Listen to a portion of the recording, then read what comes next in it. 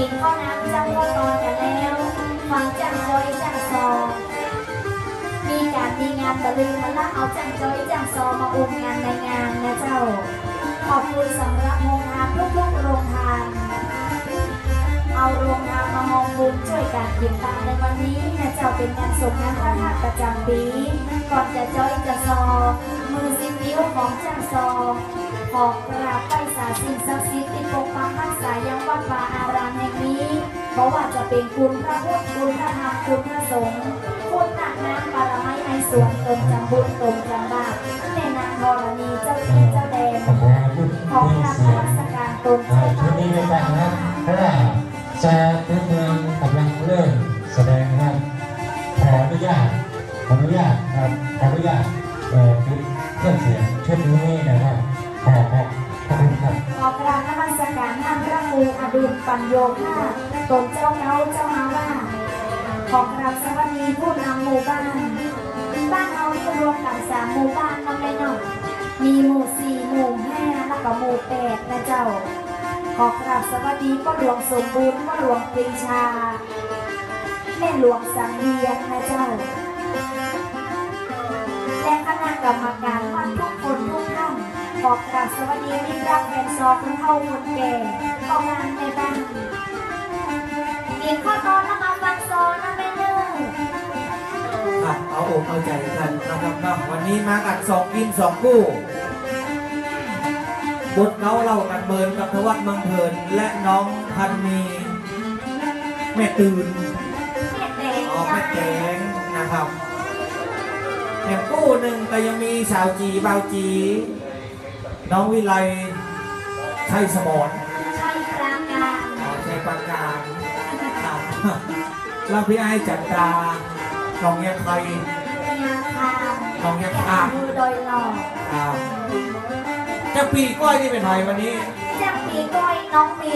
หรือน้องปีจะห่วงเอาเสียงวันยังยาหงแดงอ่ะรายงานจ้างปีก้อยสำหรับจ้างปีก้อยนะเจ้าน้องมีอยากปั้นแม่ซอยปีจะห่วงตัวโกงสำหรับปีการบอกหน้าที่คือตุยลูกพนักปีตัดน้องเงินน้องน้ำเงินอ๋อน้องนั่งเงินฟังเหมือนนั่งหนุ่มสำหรับมือซื้อเขานี่พระเอกรูปหล่อครับจากที่ไหนครับนครตุลโอ้โหแถวแม่ห้อยเงินนี่เป็นอะไรครับยังไงกับฝากคณะกรรมการนะครับเอามีพัตโต้มาเทือนหนึ่งนะครับเอามาเนี่ยอย่างใจแล้วว่าเอาวันต้นไม้หน้าหาไม่ค่อยต้นมันเกิดจากสองไปได้ยังไงต้นไม้นี่มันเกิดมาก่อนเฮาเนี่ยก็มาตั้งหวงจากหน้ามาได้มาตุกก็ต่อกับเสาขอบคุณสำหรับการตั้งกันตังเลยเจ้าขอบคุณสำหรับแม่หลวงสังเวียนดาขัดเข้าขัดตาจังจอยจังซองก็มีการขัดตรงร่องอะไรอย่างสักอย่างขอบคุณสำหรับพัดลมเย็นนี้แต่เจ้าช่วงนี้อากาศมันร้อนตั้งนอกคันแนมเอาแป่งใจเย็นแล้วก็เนิ่นแม่อุ้ยตั้งลูกกินข้าวเองนะคะเจ้ากินข้าวเองแล้วไปฟังงานจังซอนนะเนิ่น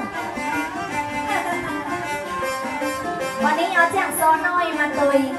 เอามาขอบคุณท่านพระครูนะเจ้าแม่วันที่3กู้เจ้าลูกศิษย์ลูกหาของน้องพนี1กู้เจ้ามีน้ำเรือน้ำไป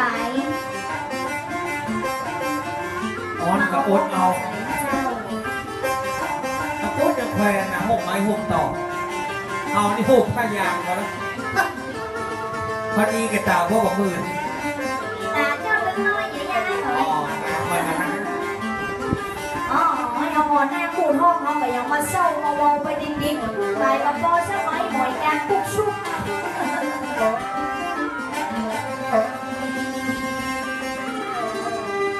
ขอบคุณเครื่องเสียงดังฟังชัดนะเจ้าจะรังวงเงียบดำหรือว่าจะรังมิวสิกอย่าปั้นแนวฟังโดยสกิล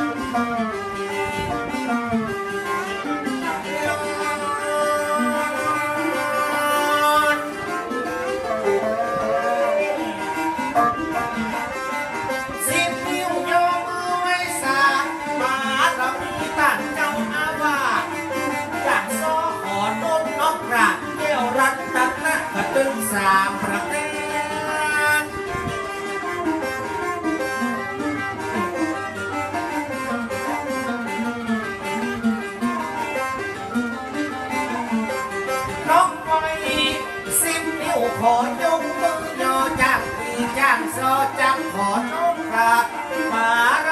ตันเจ้าอาวาสน้ำชายาท่านพระครูอาดูล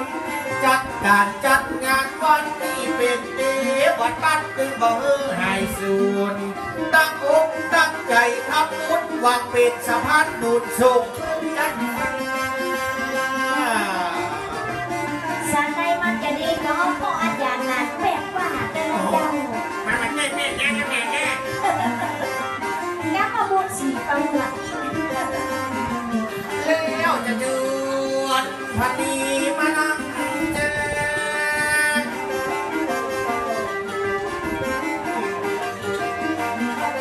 นำงานไว้สาพุทธธรรมมาลวดตึงสังฆาเกี่ยวสามร่างการกุศสารบัตรกุศท่านวิหารครูบาอาจารย์พระสงฆ์องค์เจ้าวานักปราชญ์และต้านผู้รู้ตึงก็บอกว่าคุณเก๋คุณเฮาลวดไปถึงลูกหลานการเต้าตักจำต่างจูงกันย้ำว่าคุณกินนาจารได้สืบตามศาสนาวัฒนธรรมประเพณีล้านนาของเก่าเหมือนมาช่วยกันอย่างนี้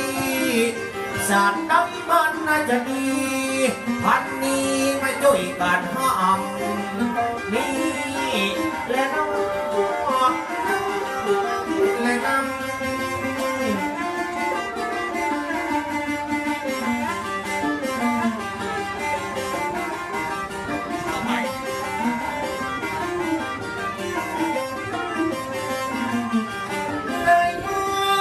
ศรัทธาตั้งตุ่มเข้าดอกวันทุกวันออกเข้ามาช่วยกันนะสืบทอดวัฒนธรรมของเก่าโบราณเจนเกเจนเฮาสันใดมันน่าจะดีวันนี้เอามาช่วยกันแล้วเอานี่และน้องและน้องเห็นมากี่วันก็จะปีใหม่เมืองเห็นว่าอีแน่เลยไปมีรถเครื่องเอามาเช็คพี่แสงชัยหันนิดอีกแล้วทางผับซอนี่มันมีบริการ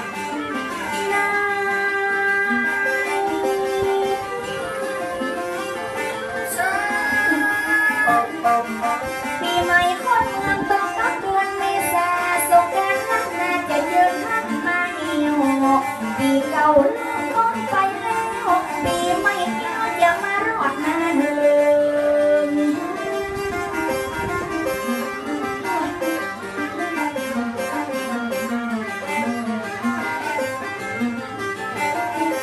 เดี๋ยวปีใหม่ปีนี้นักก็น้ำเจ็บตัวนักจะร่วมหัวจังซึมจังปีพญาอินทราจะเอาหน้ามาปีพญาโคมเป่าปีที่หลังควายมานักจะรวมตาจะกินดาวคนเอาเร็วเขาจะคบห่วงกันเตะมาดากับปวดย้อปวดตัวตานักสูงการจะรำนักตาจะตีบองโอ้ยหลวงบนสวรรค์นะโอ้ยหวานเต้นหวานหวานแม่เลยปีใหม่คนเมืองเขารักบนเจ้าเล่นไปจะยวนเอาก็ออกแข่งกู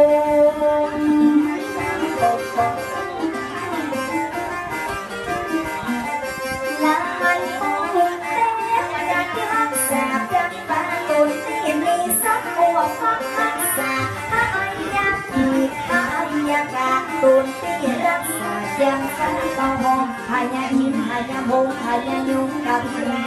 แย่ยงบ้านรักษามอนำหอนสิ่งศักดิ์สิทธิ์และพวกเห็นห้องละตัวน้องประเทศเมืองไทยยังมัดยงบันดาจินโคตรมาตลอดถึงพระอริยมีไตน้องพันมีโกนน้ำโมหัวใจไม่รู้ตาสีวิจัยกลุ่มบุญใหญ่บ้านยกออกเกษตรเฮ้มาดูสมเด็จพระยันโตลุกได้ยกมือกราบนี่ละน้องนี่ละน้อง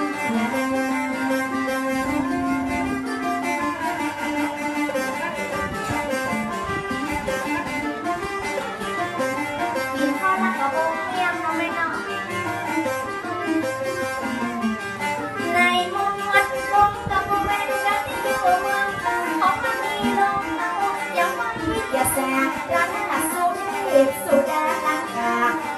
หงสาเทียงไม่เดียวกัน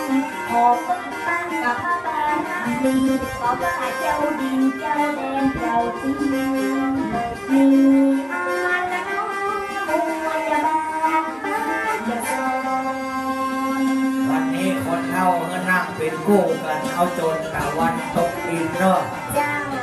ไปปิกก่อนเพื่อท่านนายกตัดเบี้ยยังชีพหมด โอ้โหไปว่าอันไปว่าอัน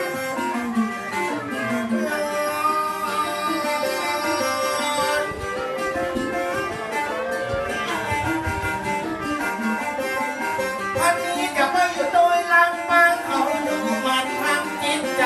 สะอาดมันโกนอย่าละ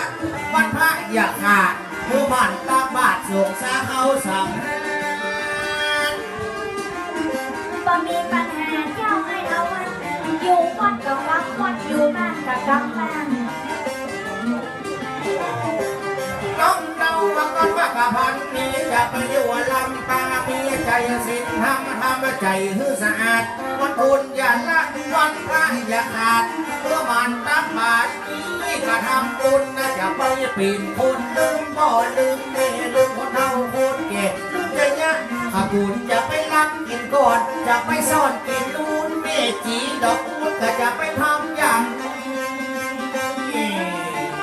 เห็นแล้วกินข้าวตอนเอาหลวงตายตาเห็นสีเป็นทอง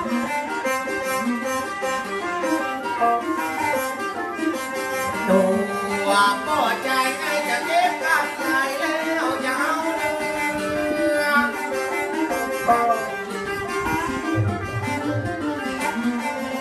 ใส่ใจยันไปว่าหาตัวภัย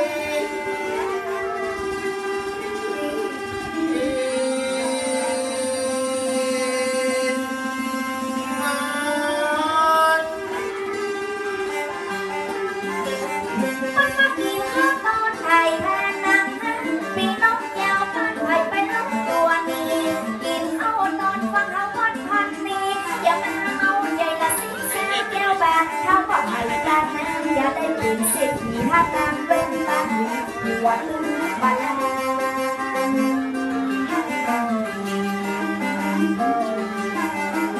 ตั้งเป็นตั้งหวีหัวหนึ่งบาทล้านยืดไปบนแฮนด์คือตั้งสั่งดีน้ำใจนี่สุมาลีเอามาบาดจ้างซึ่งจ้างจงเวทรับผิดก็บุญบาทสักหนึ่งได้มาหอนก็นานก่อนด้วยขอบคุณจากปีจากจอยที่ว่าดังน้ำจากสุมาลี เจ้าขอบคุณโรงทานยังไม่ซุปมาลีตัวนะเจ้า บนวันนี้วันดีมาเสด็จเป็นวันก็เกิดทางเฮาตั้งในบรรยากาศบนตึงอินตึงใจตึงลับว่าคนใหญ่คนไม่ทำบุกขบวนตำรวจทหารข้าราชการก็นานก็นานจีเล่น ข้าราชการกันทหารต้องยกขวัญผู้ปกครองวันน้องจะยกมือสาตึงก็บอกทหารเจ้าครูมาตึงก็บอกทหารกันมาเล่นเหตุน้อยยังบามาลีกันนี้ดอยบ้านตึงมันสำสาบนาไตดอยน้อยมีตึงป้อนนานป้อนน้อยมดน้อยขอสาววันนี้ ไว้เอาจนไว้เนาะ ข้าราชการกระแตต้องวันผู้กองผู้บวชน้องใจน้องมือสาบอกผู้คนเห็นต้องกำลังเตี้ยวมาอย่าให้ยังให้กันเจ้าสักมันมีแถวแรงมันและอย่าเอามากันคนในกันเราขอบพระคุณรางวัลนะเจ้ายังชอบไม่ดีก็ได้กันเจ้า ตั้งใจจากนี้จะรัก ขอบคุณ ใจ เจ้า ก็เอามาปั่นแล้วอกน้ำใจมาปิดรางวัลพันนี้บ่หันกับวันพี่นาย พี่น้อง นี่เลยเอามาปั่นมันก็ตกฝั่งขวาตกฝั่งตั้งซ้ายเฮ้ยจะรักกายวันพี่ไอ้เลยได้มาหนึ่งใบนะว่าเป็นยินดี เอ๊ะอย่าซ้อมอันนี้ค่ะจะได้ไหนโอ้โห มีหนังใหม่โอ้ยมาไม่มาเลย มุงใส่นี่มันตึงจับเป็นมุงถ้าวัดเป็นซ้ำเป็นชีมันไม่ใช่มุงของตั้งพันนี้ได้มาอยู่นี่บ้านน้อง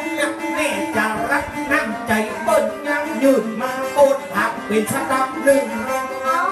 ขอบคุณแม่ยังรักเลยนะจ๊ะ จีบเสียงใส่พานิน สีน้ำเงินก็มาได้เงินปากพันแม่ยังรักเอารางวัลน้ำปันปัญหาหลอกนี่เอามาที่ประจำเป็นเส้นชัยแล้วก็บ้าการรอบนี้เปิ้ลยังมีรางวัลเปิ้ลก็ยังมาเก็บทิปขอบคุณเส้นชัยแล้วเปิ้ลก็พาทิปเอามาที่ประจำมาจ้า จะตรวจเช็คมอเตอร์ไซค์ของท่านมาที่แสงใส่ข้างทางสอง เห็นแล้วโฆษณาก่อนจ้างไว้ ตรวจเช็คฟรี ก็มันก็มาคนยุคใส่คนจะฉลาดเขาเรียนมาเนี่ยเขายังลงนามหมอเอาตีไปยังละยังเกียรยังโซเอาละมาปันละยังโซมาเยามาอีกอย่างเดียวพันนี้มันประมาณพกไปตักเอ็มันปากตาจะโย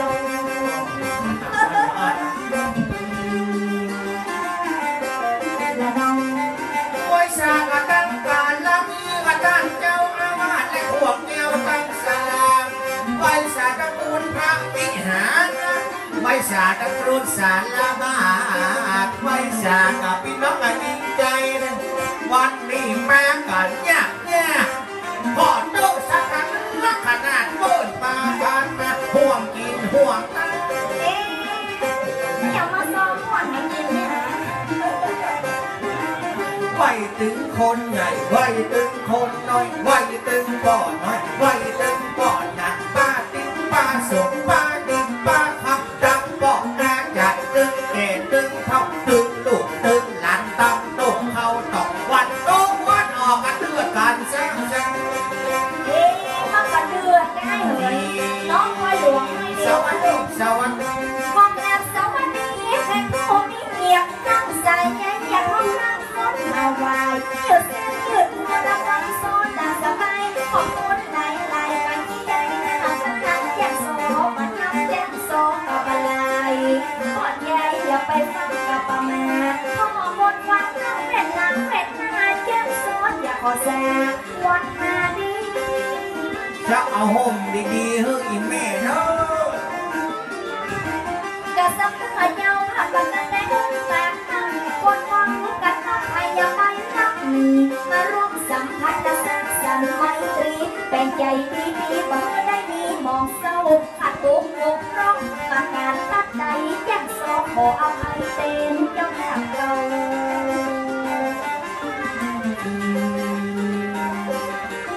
ละน้อง สวัสดีแม่หุ่นที่มีหูสองข้างสวัสดีพ่อบ้านที่ชุกเกือบสองโมง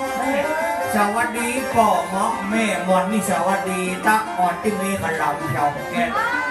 วันนี้ได้หันหน้าหันตาจะโยกเอาหน้าหลังมาถูกเน้นนะมาใส่จ้างสองกุนยังไงว่าจะเป็นใจชื่อไหนว่าจะเป็นใจดี ก็ละอ่อนทั้งโลกมันมีสองแกนก็มาให้มีแกนเดียว มันอดแล้วกันเดียวสวัสดีตึงปอดตึงแม่เสนชัยพรสวัสดีสวัสดี บริการเซอร์วิสอย่างดีเมื่อวานลงเครื่องกันใหญ่กันน้อยไว้สาตึงยิงตึงไตและกันทานตุกตกมากันกระไรร้อยจีบและน้ำ ประกาศแจ้งโซนอย่าประกาศเขียนไว้กระดาษเขาต้องมาขยาย ไม่นับ ประกาศเพื่อพี่น้องยิงใจใครไหนที่ใครไปตรวจรถบริการเราเปิดมาเช็คฟรีมีตีนี่ละเดือดกันอดเปิดบริการตรวจเครื่องรถเปลี่ยนถ่ายน้ำมันราคากันเอง เท่าไหร่กัน ราคา50กระปุกราคากันเองได้การได้เก่งของพี่น้องลายอย่าบอกถึงยิงถึงใจอันนี้ละน้องอย่าบอกถูกกันขายหมวกกันน็อกราคาก็บอกเป็นเปิ้ลวัน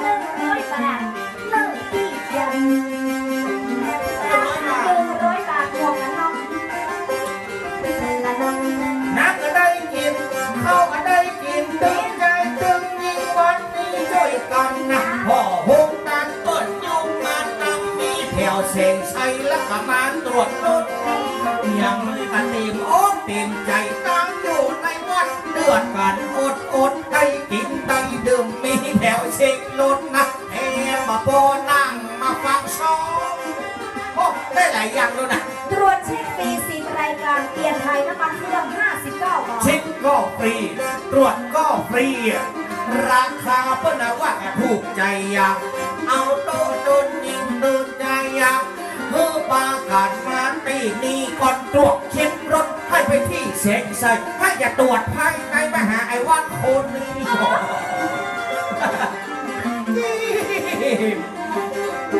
50 ฟรีเอาตังสักบาทมีแถวตรวจให้ฮอกมีแถวตรวจให้นั่งมันตั้งกระดึงดีลีวันนี้ก็มาตรวจเช็คฟรี10รายการอย่างวัดเยี่ยมใหม่แม่โรงเรียนปีนมันก็ดีเหมือนกันรอบเปิ้ลก็ได้เอาใจใส่แม่โรงเรียนปีนเป็นสาขาใหญ่อย่างวัดเยี่ยมใหม่ยันยกมันของที่วันใจถึงวันตรวจเช็คเบิ้ลว่า10รายการเปลี่ยนถ่ายน้ำมันเครื่องกันอึ้งดีเหมือนกันเส้นชัยผ่านนึกเอามาบริการบอกว่าละคนใหญ่ก็บอกว่าละคนน้อยหายหมวกกันนอกเดินไปหอดดังในหมวกน้อยหมวกใหญ่เกี่ยนไหนกันนึกรอมาใหญ่ไทยถึงน้อยอย่างไรหมวกอันนั้นอ่ะโอ้ละอ่อนแล้วก็หัวน้อยคนใหญ่ก็หัวใหญ่ดีใจเป็นแดงเป็นตั้งมากันในวัดกับพันนี้นั่งทางวัดเป็นบุญเก่าวัดเป็นบุญหลังบุญแข่งมาบุญขาปลาสดบนโนนซุกอยู่ในบ้านหาก้อนพันนีมาลักหาจะยักไปใส่ข้อบุญแข่งปลามาบุญขาปลาสดปลาใส่เจ้ายอดแจ้งเสือคุณดังเอ็นเลยให้อย่ามาปากมาโอ้ปังผ่านบุญแข่งปลามาบุญขาปลาสดปลาใส่เจ้ายอดแจ้งโซบุญผ่านมา2 คนถ้าจะห้องรักกันจะได้เอาใจสิ้นเซลเจ้ามันจะมุกกะบันนี้พระมุกกะบันนี้6 มุกกะบันนี้2 หุ้มกะบันนี้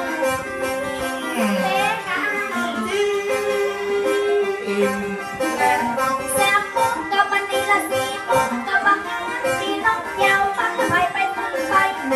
เก็บเข้าตอนแล้วอยู่เป็นกำลังใจยังโซนแล้วก็ยังปีเขาปีพญาเขายังลุ้นแหงมองเป็นยังโซนแล้วหายังปีแอบกอดกันสักกันทีตีหันเร็วอ่ะเพื่อนตีอะไรอ่ะตีบุกอีควายอันนี้มาลากมาชูสูงจังชอ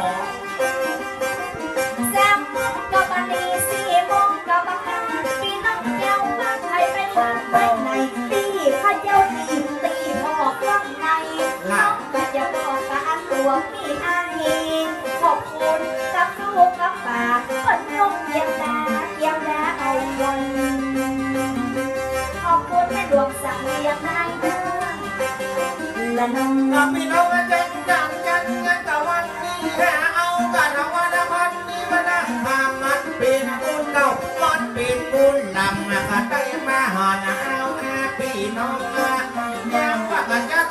จัดงานกูอินงานกันกระป๋อมแม่มอนถึงวันนี้เด็ดมอนจะฮอนทวัดให้น้องก็บอกว่ากายเป็นเย็นแน่นอนเจ้าคะแนนเพลงใจเย็นนะเว้ยเหินพี่น้องจัดการจัดงานวันนี้เอากระพันดีทั้งวันนั่งกลางทางเขาจะเป็นใจดีเขาจะเป็นใจเงี้ยนั่งอยู่บนหัดเอากันเน้นนะได้มาปะพันนี้จ้างเช้าหลายวันนั่งน้อยเขาจะมาหุ้มวัดสามจีแหลงดองกับมันเมื่อมีงานก็ยังก็บอกเอาแถวเจ้าซอนแล้วได้มานั่งกลางหานมาเอาใจกับพี่น้องคนฟังเขาวัดพันนี้เรามาเป็นผู้เก่ายังมีอีน้องไม่ไกลยังซอนจะเดินมาเห็นเราตาแสงโตเขาจะมาเห่าเขาจะมาเล่าว่ามาเล่าเลยค่ะมาเล่าตาแสงโตมาจิ้มเมลลงมาเล่าเลย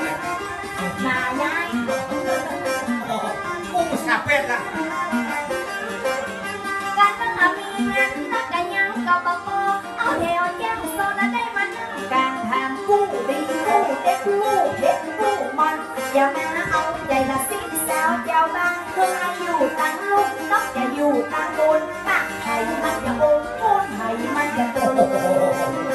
วันนี้มีหลากหลายรสชาตินะ แน่นอนเจ้าอย่าเขากินที่หนักนะเฮ้ มี ย ตึงกู้ใหญ่มีตึงกู้น้อยมีตึงอย่างเท่ามีตึงอย่างติดมีอย่างทาวัดมีอย่างพันดีเป็นจ้างโซใหม่บ่จะจ้างโซเก่าบ่มีก้อนคำปั๊บบ่มีจุ่มปาจีบ่มีกินนาลีบ่มีผีมันเมาแต่ว่าวันจึงไปโซอำเภอเมียงป่าเป้าให้หลานโซผีมันเมาตู้เจ้าปั๊มให้3 วัน อ๋อวันนี้ก็ว่าใจนะเดียวนะท่านระโมอดุลจะปั๊บหัวนายเนอะ ไม่มีจุ๋มป่าจีไม่มีผีปันเป้าตามตุ๊กเจ้าเพิ่นได้สั่งไว้ก้อยงูก้อยจากกันไปเอาอกเอาใจจะไปให้จะไปแฮวมีตึงจักโซยีมีตึงจักโซยวนพ่อลูกศิษย์พ่อสีทวนพ่อกบฏน้องเมืองแปะ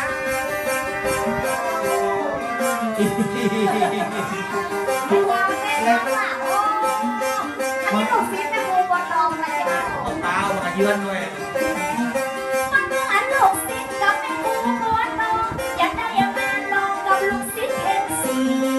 กับมาป้ากับอีน้องพันนี่เป็นยังโซมันมาเจ็บมายังโซเก่ามีก้นคำปั๊บมีจุงปาจีแม่กินนาหรือละแม่ผีปันเตาเป็นยังโซไม่ปาเจ็บยังโซเก่ามาเอาใจคุณเฮาบุกนางแก้ว วันนี้หลุดอ้อหลุดช็อตโตโบกน้อง อันยัง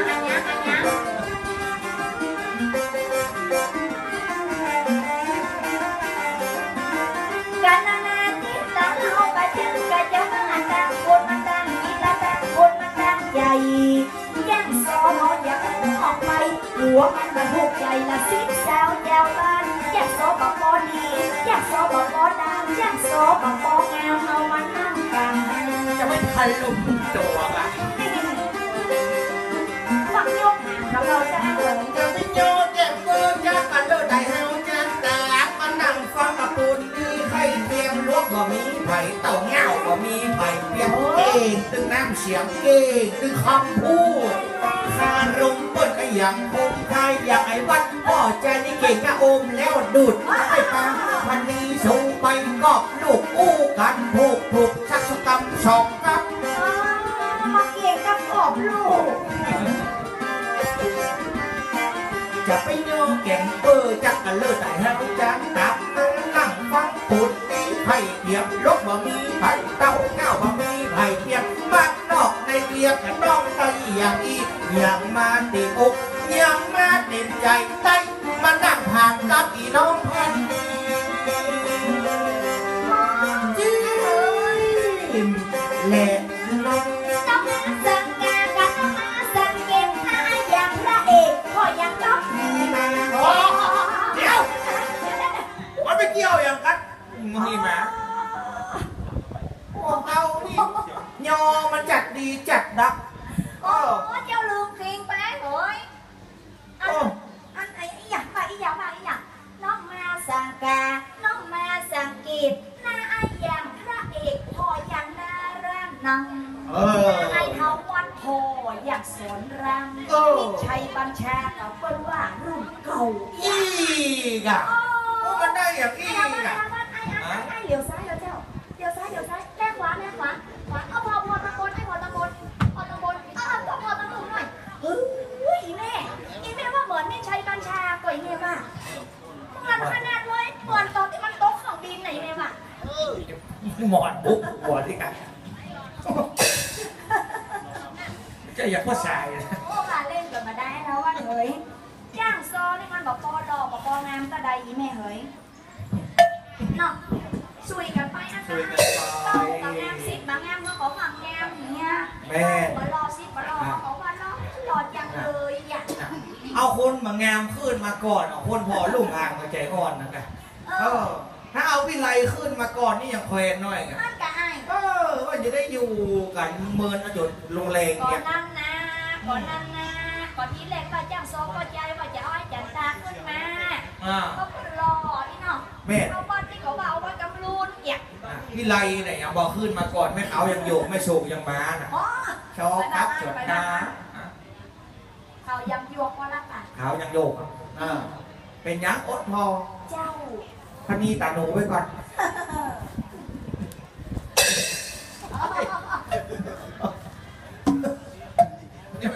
มาจุคนโตสะดุ้งเนี่ยเถอะ โอ้ยแม่ว่าอายังกินข้าวตอนแล้วออกเวลาเที่ยงบ่ายก่อนบ่ายโมงพ่อพามแจ้งซอยยังเปิดจะเพาะเห็ดเฟืองมันอ้วมีแม่เดี๋ยวมันเอาใส่หม้อนึ่งจ้ะตั้งลมร้อนก่อนแม่มาอย่างเดียวกันนั่นเนาะก็เย็นดี ก็จะไหนอะไรนะฮ้อนกะฮ้อนกูก็เดินมันหลุมบ้านกูมันที่นั่งนี่นะนั่งนี่นะมันแค่จะพอทั้งวัดพันนี้นะ มันนี่ค่ะ กูร้อนลูกกูมาหับมาได้มันมาตัว ไปได้มาได้วันนี้ต้องอยู่เป็นกู้กันจนถึงค่ำมันแรงแล้วก็ลวดลำวงเลย มีลำวงด้วย โอ้มาแรงนี้มีลำวงย้อนยุคอยู่ตั้งหลังและเจ้ากดโดมหรสพด้านการแสดงนี้ลายอันลายยัง ถึงหวด เอา แด วั ง นนี้เอาจังซอ ลำวงย้อนยุคบ้านเฮานี่มันถึงคู่ถึงสอบสาวลำวงมัน มันเป็นได้ไอ้ ว่าต้องแป้จะแตกใบชาไว้นะเนี่ยเดี๋ยวไอ้ต้องไปตัดเล็บแล้วเนี่ย ไม่อย่างเนาะ เวลาจุกนมมันไปขืดเส้นนมมันเป็นห้อย เบิร์ไอ้แม่เลย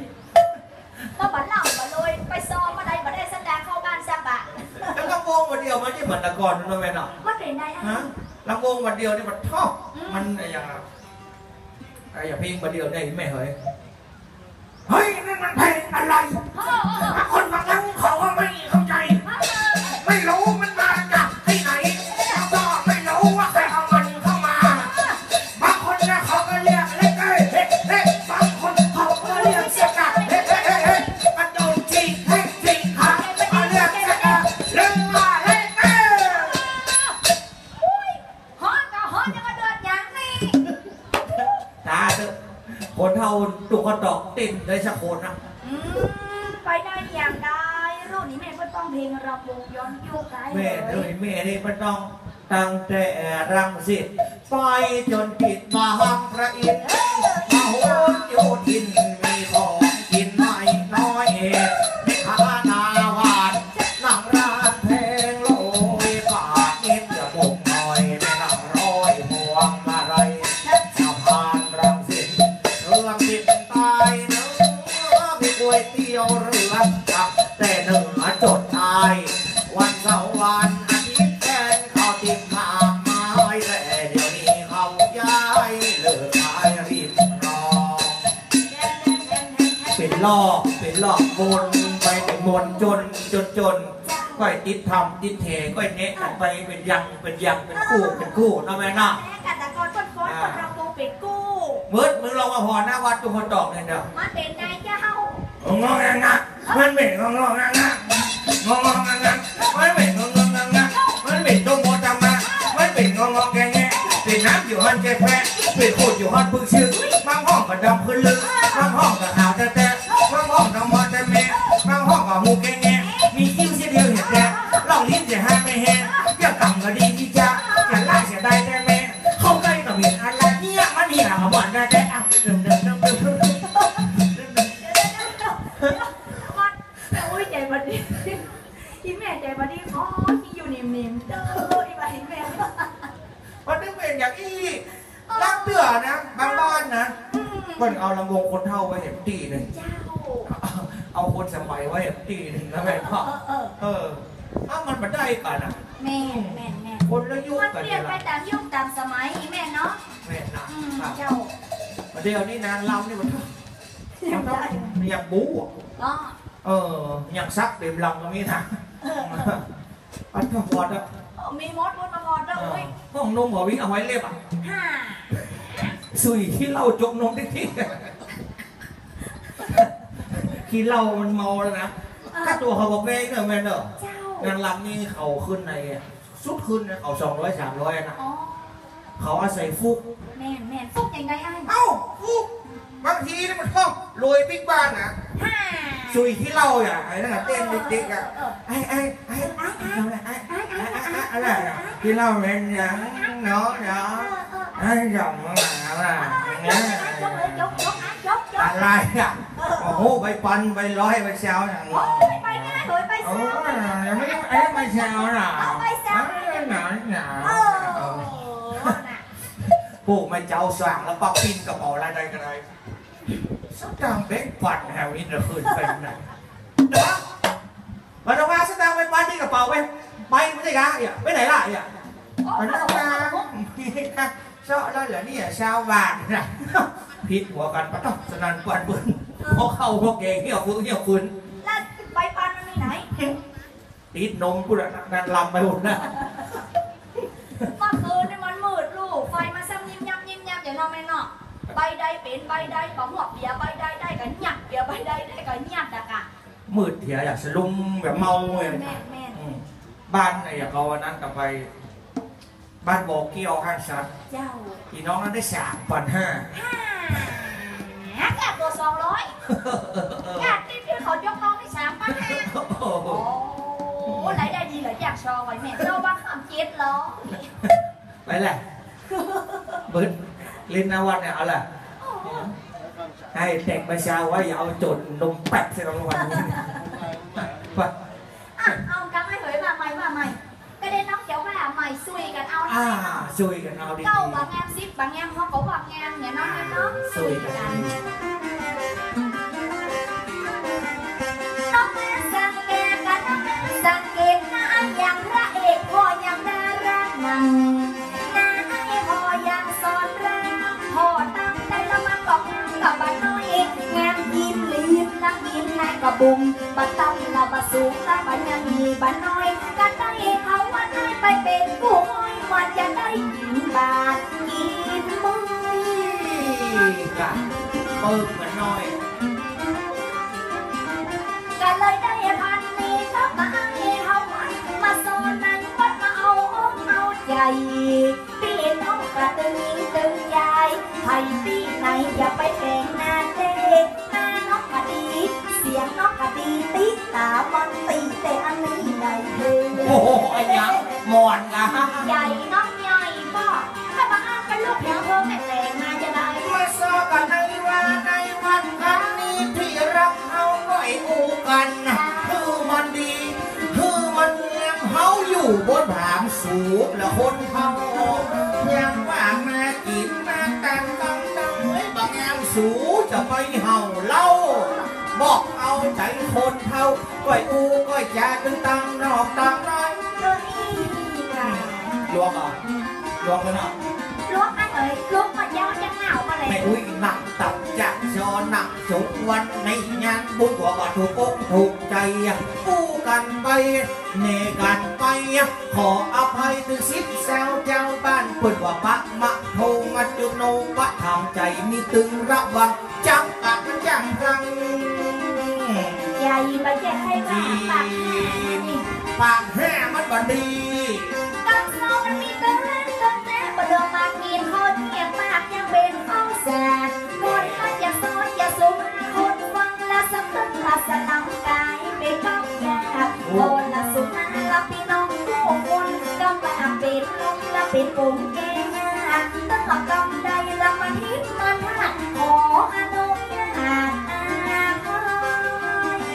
สมบอกสมมาจะเกยจะซอสมองเอามอบอกพอถึงร้อยกันเอากำน้ำละใบผสมกำเอาหกไก่เจ้าแล้วละมันอยากเป็นใจหินอยากขอสู่แม่แถวระสูงองค์เล่นลูกซิกวันเห็นน้องเอาแม่อุบสู่แม่บอนสู่แม่ก่อนแม่พระราชการนับปราบโอ้โห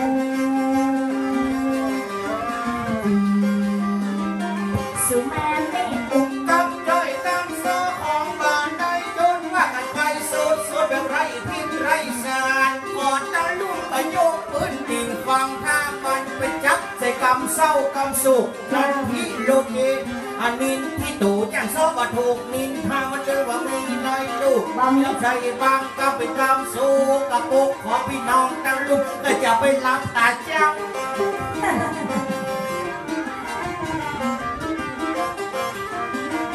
นอตทิดโลเก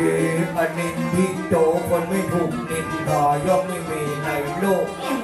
ปักเ พื่อเป็นกรรมเศร้ากรรมสุขจะไปนิพพานมันรับหลังยามมือทวัดและน้องนิพพานขึ้นมานั่งบนผามจะมาเอาใจลูกแหงจีมกลัวกับวันนี้กับมาแงม ก่อนมันอย่าซ้อนอย่าสูงมันอย่าก่อนไปคิดก็ควรแล้วลงมันจะเดือดร้อนกำลังเพราะคนมาฟังโซมีเติมน้อยเติมนานข้าราชการเดียวพันเอกตอนรับมีตึงสอดยอนแล้วมีตึงโซโซโอ้แล้วก็โตบ้านเขาแล้วกันนะก่อนแจ้งโซน้องจะเอิญแบบนักสุมาแถวแม่หลวงสังเงาเวียน อ๋อนี่ไม่หลวงเหรอ เขาเป็นยังโซนเราเป็นยังย้อยประเดี๋ยววันเลี้ยงไก่น้อยมันยังหอยเข้าเปลี่ยนโซสูมาแถวแม่หลวงสังเวียนก็บอกว่าคนแก่คนเข้ากำใจมันบัดดีกำใจมันบางงานยกเอาปืนฟังเลิกสักหาแต่เราแม่หลวงสังเวียนไงเนาะ มีตึงตังในมีตึงตังนอกแม่เดินเข้าดอกขอบเล่าไข่ปันนะจ้างจะมีแล้วก็ไผไหนกันนะอธิบายความฟังที่นี่เองเพื่อเนี่ยเดี๋ยวรุ่นให้หมอเฮาเป็นจ้างโซบัดหมอจ้างปีแกก้อนไก่ใส่การเต็มตีพ่อไก่สักกำ ให้ยังหามาเสียงให้เลย ก็มีตึงตังในก็มีตึงตังนอกวันตกวันออกไปช่วยถือช่วยกับที่จนเป็นกันจนเป็นงานนะจะมีภายในใหญ่น้อยยักขอบอกทุกเข้าใจรายงานรายชื่อป้อนานป้อนอ อ๋อเอาตูดไปในก็ได้นะ จีก็ตึงนอกตึงใน พระโคอาดุลปัญโยพัดท่านเป็นเจ้าอาวัดจะโยมือโยสู่ท่านเป็นร่มใสกะท่านเป็นร่มพอตายปะโมท่านเป็นเจ้าอาวัดท่านเป็นตุนศีลท่านเป็นตุนกับอยู่อุดหนุนก็คงคาราวาสตุนภายในท่านเป็นนักปราชญ์เป็นเจ้าอาวัดวันนาเฮา พระครูอดุลปัญโยภา เจ้า ติจุติจำ เพราะท่านพระครูเป็นตนมีญาค่ะได้เอาธรรมะแล้วมาเทศสั่งสอนอบรมญาติโยมศรัทธาสร้างวัดสร้างวาพัฒนาแน่นอนองค์ใดไม่ประสงค์ธรรมะองค์ใดไม่ประสงค์ธรรมะมีแต่ราคะไม่ใช่พระแน่นอนอันนี้ท่านเป็นองค์แทน โดนให้มันก็ดีโดนตีมันก็นั่งดีจริงบ้านน้ำว่าจะต้องเลยใส่ก่อนนะก่อนก็จะดีมีเจ้าอาธิการเมื่อจะกินจะตานจะต้องมีเจ้ากรรมกึศพระท่านประกาศว่างานวัดเขาจะมีแม่งมแม่จีมากันอึดหัวใจคนพายจะไปอย่างตึงมันลึกเหลือน้ำเบอร์สันนาวัน มีที่ไหนก็ให้เลยนะบอสวา เมียงฟัง อ๋อต้องฝากเนาะ คนให้มันก็ดีคนดีมันก็นักบางกรรมวันต้องได้อาศัยกันวันเขาก็จะดีบ้านเขาก็จะงามอย่างตุ้งเข้าดอกตึงเหนือตึงใต้พระครูอักดุลแล้วก็ปัญโยผ่านเป็นติจุติจังของเอาอาณาไปจี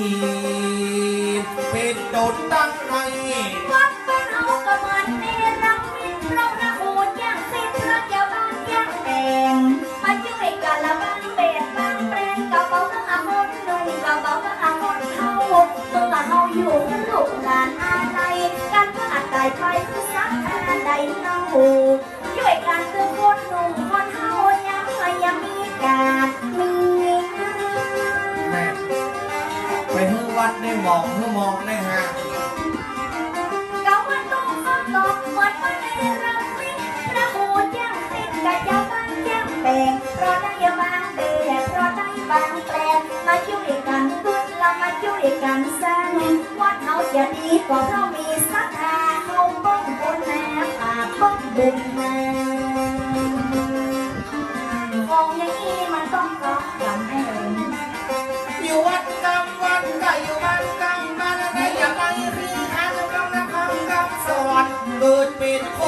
ไปมัวบุญงองผ่านเปิดดุกเขาจะไปเบินป่า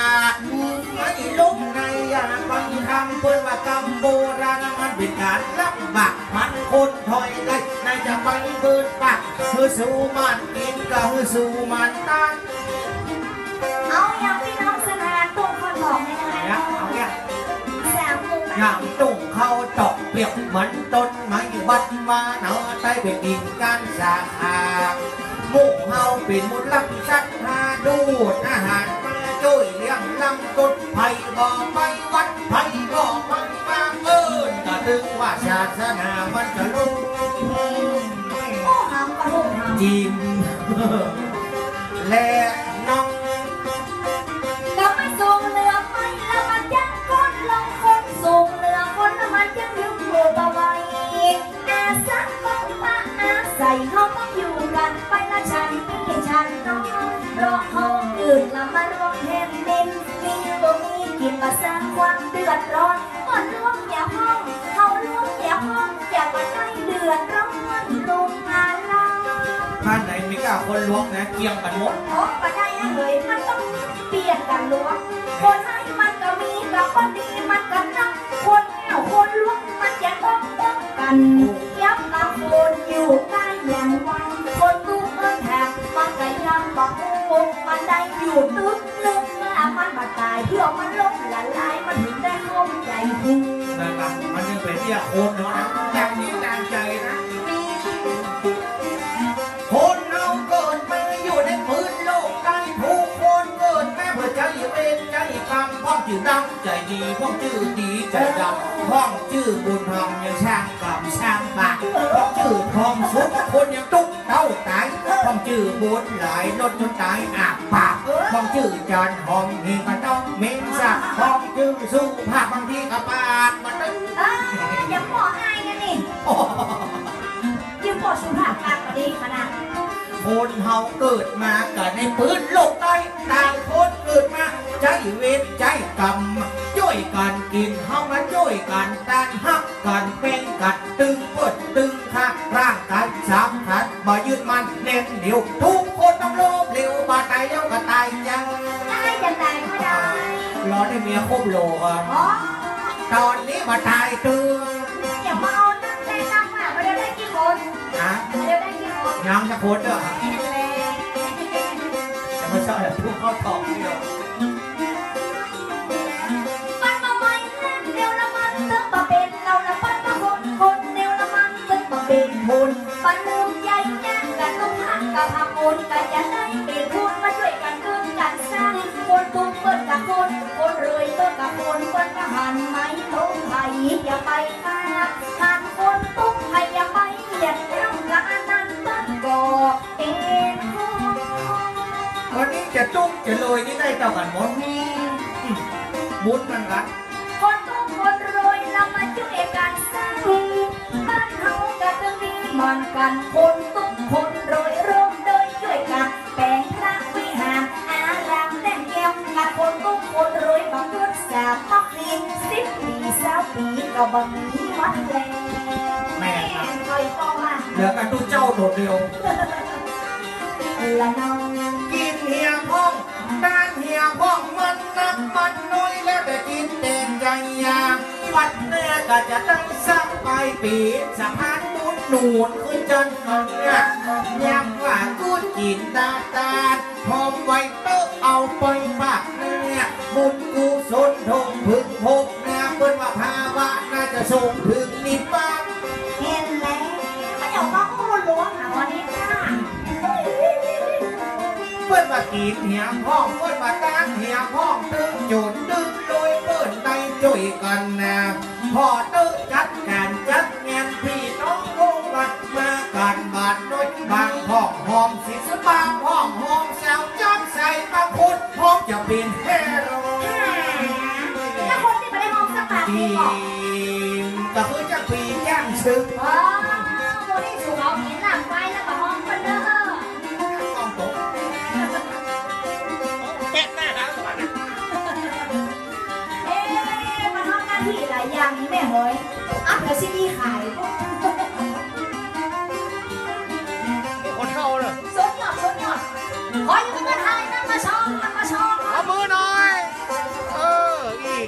กับการกินกันแต่ละไผ่มันน้อยมาขับหอมน้อยหอมนักละมันก็สุดเด็ดใจบอกว่าไม่ใช่นิ่งก็บอกว่าปล่อยใจวันกุ้งฟ้าบอดมันแบ่งกันเป็นส่วนต้นมะโคนขาวบ้านเขาเนี่ยกินลำต้นมะโคนดำแล้วบ้านเขาเนี่ยไอ้ยังเนี่ยไอ้ยังโคนขาวต้นมันเนี่ยกินลำต้นมะโคนดำแล้วบ้านเขาเนี่ยแกนม้วนอยากให้ใส่พักไผ่ยังใครใส่ห้องปวดโคนขาวโคนม้วนบ้านเขาเนี่ยกินลำ โอ้อีกอะเป็นยังไงอีเนี่ยกี่หมด เปิ้ลเนี่ยกินตัวซอยกินตัวแล้วก็ชายคนตัว ฟังชอบไปหน่อย เราต้องมาหาบ้านเอาเราบ้านเอากันเต้นแต่ตัวตัวเมียยังมีการสามัคคีนี่ก็คือพลังบอกว่าหาคนลุงก็บอกว่าหาคนเฮาเย้าอย่างมาเอ็นดูแถวแม่ของแม่ครัวบ้านได้นอนตัวหัวมาแฉงคืนแล้ว ให้ก็ช่วยกันแก ตากันมาเริ่มเข้าอยู่วัดเทศ กระดุงเขาดอกมันเขามีงานเม่ครอบเม่ครัวเปิดกระดึงช่วยกันนะเพราะเปิดมีพัฒนาการมีการมีงานเม่กันเป็นพันเนกโอดรับปฏิบัติทำการเพราะต้องทำอาหารก็ตั้งแต่วันแรกเลือกงานมาตำพอวันมาแจกช่วยกันตอนรับแขกที่เปิดมาในงานปุ๊บ นี่ยังกับพอนี่น้ำสมุนไพรยังกับเสียงโต โอ้ เสียง หันสักแก้วด้วยมาชูบาลีโคตรโจรคนรวยทำบุญจ่อยทั้งนั้นบ่เลือกผู้เลือกกันมานาสันละเสริญบ้านพันนีจัดงานอาหารกับคนที่เงินเสียดายบัตรเกินที่เขียนตำบลหมู่บ้านไปพอตู้บอลลีจักกันยังบาหารสักสองวันก่อนหันคนไปหอบบ้านมึงสองช่องเต้านาน อ๋อเปิดมาตั้งนานลูกมันน้ำมาโคนต้น และน้อง ตัวข้าวตอมปลาเดียวปลาเจียวเหมือนแต่ก่อนสุดแม่ละอ่อนยังเข้าขึ้น ผมเราก็เอาบ้านเฮาเดินเรื่องการอบรมการทำมานาคุมละที่ไหนมันก็ว่างไทยไหนเป็นประตูเรามาสักมีวันละกำบ้านพี่น้องพันนี้จะเอาไปอวดไปอ้างไปใจเหมือนบาทของยา เอาเงินยังไง อ้อขอร้องถ้ามีการมีงานมาช่วยกันได้นี่แม่แปลงห้างตัวมีถ้ามีการมีงานก็ไม่ให้คนเข้าหอเข้าลูกบ้านมาตัวเอง แม่พอหรือเปล่าครับ หมดแล้วไงแม่บ้านนอนโดนมาบ้านหวัง ไม่โดนหมอนทุบใช่ตาพันนีเนี่ย ต้องข้างนอกไปเยี่ยมเมืองแต่ก่อนสุดแต่ละอ่อนก็ให้ตั้งวงเราต้องเอาบ้านเฮาได้รับการอบรมการสักมานาโวงการเจริญก้าวหน้าบ้านไอ้เขาวันมันทำตัวลุงลังแถมผีไปฝังตีหัวกันได้บ้านยา ก็มือกับก็ครูนะ ขอร้องเอาผีมาได้มาตีกันนี่แม่ว่า ขอนวมสักสองคู่เลย เอามาได้ยัง ฮะ เอามาได้ยังเจ้า มาชอได้ตีกันเอา ละน้อง มีการมีงานช่วยกันโอนนะสามัคคีเปิดก็คือช่วยกันนะสามัคคีมันก็คือพันลังแหกตื้มรถทางเขายังเหนียวเข้าโอ้จัดการเปิดว่าจัดงานน่าจะเป็นช่วยกันเป็นยุงเป็นโง่ตึงบอกว่าอีลุงตึงบอกว่าอีปูบ่มีไผไหนเขาจะเยี่ยการโคตรเดียว โอ้ของอย่างอีเนี่ยคนเดียวมันเป็นแบบลูกไอ้แม่ว่า บ้านน้องพันมีหัวตุ้งข้าวตอกพ่อตึกบ้านสูเลิกเพื่อบอกให้มีความกลุ่มเดียวพ่อสูเป็นเพื่อนยังปลูกเสาคนเดียวปะกลุ่มปะเกี่ยวมันตุ้งข้าวตอกเจ้ามันตุ้งเจ้าห้องตีก้องห้องกันมาแป่งโฮมประกันลุลีหัวมนมันมีกระโคนขี้ขาด เอาบาดแม่ว่าบาดแม่โอ้ย บ้านพันมีทั้งนั้น บ้านเขาวัดอย่าไปนะประมาทบ้านน้องติ๊กอยากจะเริ่มเหมือนจะตายพวกมันเมกกันเอมันเลยโอ้มันใหญ่ละไอ้ลงไปพอเราบอกว่าทางการทำมูลคนตั้งยืนตึงคนแม่ยืนตึงคนพ่อยืนแจ้งปีแจ้งซึ้งไปพอม้วนแล้วบ้านพ่อคอ ไม่บอกครับขอเอานวมไว้จากซอยได้สองคู่ มันไอ้เท่าวันพอตัวย่างห้องเติมตั้งตัวห้องเลิศพวกมาเอาเรียกเอากันตั้งตัวบัจเจโคน วันหลอกฟังก็บอกแก้วเมฆแก้วบ้านให้เขาวันมันภาษามาขีแปลงวิหารเช้าปีไปยังเอาเร็วแล้วแก้วค่ะ มาสอนทุกคนดอกเอาทุกคนดอกเป็นจริงอ่ะ มันต้องมาบ้านน้องคนนี้เนาะ นี่ยกโยนี่ เอาอีกเนาะเอา ดูเขาดอกวันเดียวดึงว่าเหมือนตะกอนสูดแต่แม่มอนนะมีถึงกับดึงลม โอ้ไปหายังครูซอเป็นมงอ่ะ คนแก่เนี่ยกับแฟนโซเฮาไว้โอ้ยแล้วแบบก็ลงอย่างยัย ครูซอเป็นมึงตะกี้มึงก็ถึงว่าตะกี้เหรอ เปิ้ลเนี่ยยังมันมาฟังน่ะตู้ข้อตอกบาเดียวบาเจ็บเหมือนแต่ก่อนเนี่ยแต่ก่อนนี่อ๋อโหนตังเปิ้ลบาเจ็บแปลงตังค่อยหากันนั่น สู เลย ดแต่ เนาะ แม่มอนก็ถึงกับ เด กับ ทาน ล น ม โห นี่ นแต่บาใจอานนท์โหนตังนี่เป็นใกล้ที่ดินแดงเปิ้ลบาได้ลาดยางมาลอยกับมาเดียว อ๋อ น้องก็เลยอวดยกย่องชมเชยว่าบ้านตู้ข้าวตอกที่บ้านพัฒนาบ้านตู้ข้าวตอกปะที่เหมือนแต่ก่อนสุดแต่ละอ่อนยังครับผม อ๋อครับผมไม่หรอกกูฟังตะกี้เหมือนกับลมเข้าหู อันนี้หูคนก็ว่าหูหมา ลมเข้าหู ดี ดีนะเราพัดลมไว้ทางนี้ ถ้าเราพัดลมไว้ทางฝั่งพันนี้นี่เขาชอไม่ได้ละ ได้ยัง ก็นักการมด อ๋ออย่าง มัน นั้ ไปปึ้งเขามันช่างไม่สองไม่สามอย่างมันโอ้ยอ่ะ ขอร้องเดินน้องหมาเมื่อคืนอ๋ออย่างซ้อมมันยิงน็อกก่อนอนามัยนักแกนนะแม่เนอะขอบพระคุณเจ้า มาแล้วคุณแม่ครับ คุณแม่วันดีจะขอบคุณน้ำจิตน้ำใจดังแม่วันดีอินดูจากชออินดูจากปียืดมาบนเวทีตั้งนี้ไปหน้าขอแม่วันดีรับก็ฮือได้หื่นตื่นได้อกแก่รับเพื่อได้เงินหมื่น อ๋อรับมือแม่วันดีได้เงินหมื่นตื่นแม่วันดีได้เงินแสนวันในแขนได้สัก4-5,000ยันรับปัญหาได้สัก4-5 เช้าแย้มได้แม่วันดีได้สักก็ได้สตางค์ แสนวันไหนแกนเงินไหลเข้าบ้านแม่วันดีสัก4-5 ล้านวันนี้บุญกินบุญทานตามป่าพินีสืบทอดกันไปใจมีโลกสืบโลกมีไม้สืบไม้บางพ่องขามากินมาตังเอาวัดเข้าว่าพ่องหอม10 บาทพ่องหอม20 บาทพ่องหอม100 บาทพ่องหอมปิดบาทจัดใจบางห้องโหดเน่าหงดันไปแล้ว1 ขับบ่หอมสักบาทก็มีจ้างปีจ้างซื้อยังแฟนเขา เราเกี่ยวกับศรัทธาตุ้งข้าวตอกสักคน ใจเย็นได้เหรอการกินการต้านที่พอถึงมาไว้กินบะจ่างก็ผ่านต้านบะจ่างก็เสี่ยง แม่อย่างเรามีเงินมีทองไงแม่เฮ้ยแบ่งออกเอาไว้ทานห้องเอาไว้จ่ายเอาไว้ซื้อยารักษาโรค ยังสูนี่แม่อยู่นะ อด แม่เองอดนี่ถามนี่ อ๋อยังปีเป๋าเป๋าอย่างเรามีเงินมีทองไงแม่ฟังอย่างน้องพันนี้จะแบ่งแสดงให้ฟังเป๋าไปสิโหดไปไหม ขอบคุณแม่วันนี้แล้วนั่งเลยเจ้าเนอะแก้ช้ำในน้ำใบปวดมันเก็บกับมันมามันห้องมันเงินต้องยังมีเป็นกูนเป็นกองอยู่ยังปันแล้วก็โยยังจังมีเข้ามามีของเป็นเมียนางจังเจ้าว่าเป็นดีให้ท้องให้ทำมาเรื่องเล่าใจเดิมมาเตะเขาว่าพันนี้น้องเนาละพอบอกไอ้เท่าเฮียสักคำสองคำ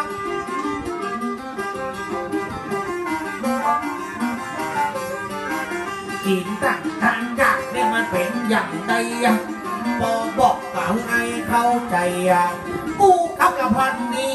ในไอ้เขาก็จะทำกังคอบอกมาตึ้งแม่เก็บตาตีตั้งน้องพันนี้ยังมาน้อยขี้ล้อซุยกันห้องจีน่าจะไปฟังทองมันมาส่วนตีนึงเอาไปไหลน้ำมันมาส่วนตีสองเธอให้เอาไปฟังน้องอย่าประมาณทั้งส่วนที่สามถ้ามีเงินมีทำเอาไปใส่ในเก่าเกินว่าเห็ดหอกมันออกก่อนละมาหาเก็บเอามาเด็กใส่ใบรับเอาส่วนที่สี่ถ้ามีเงิน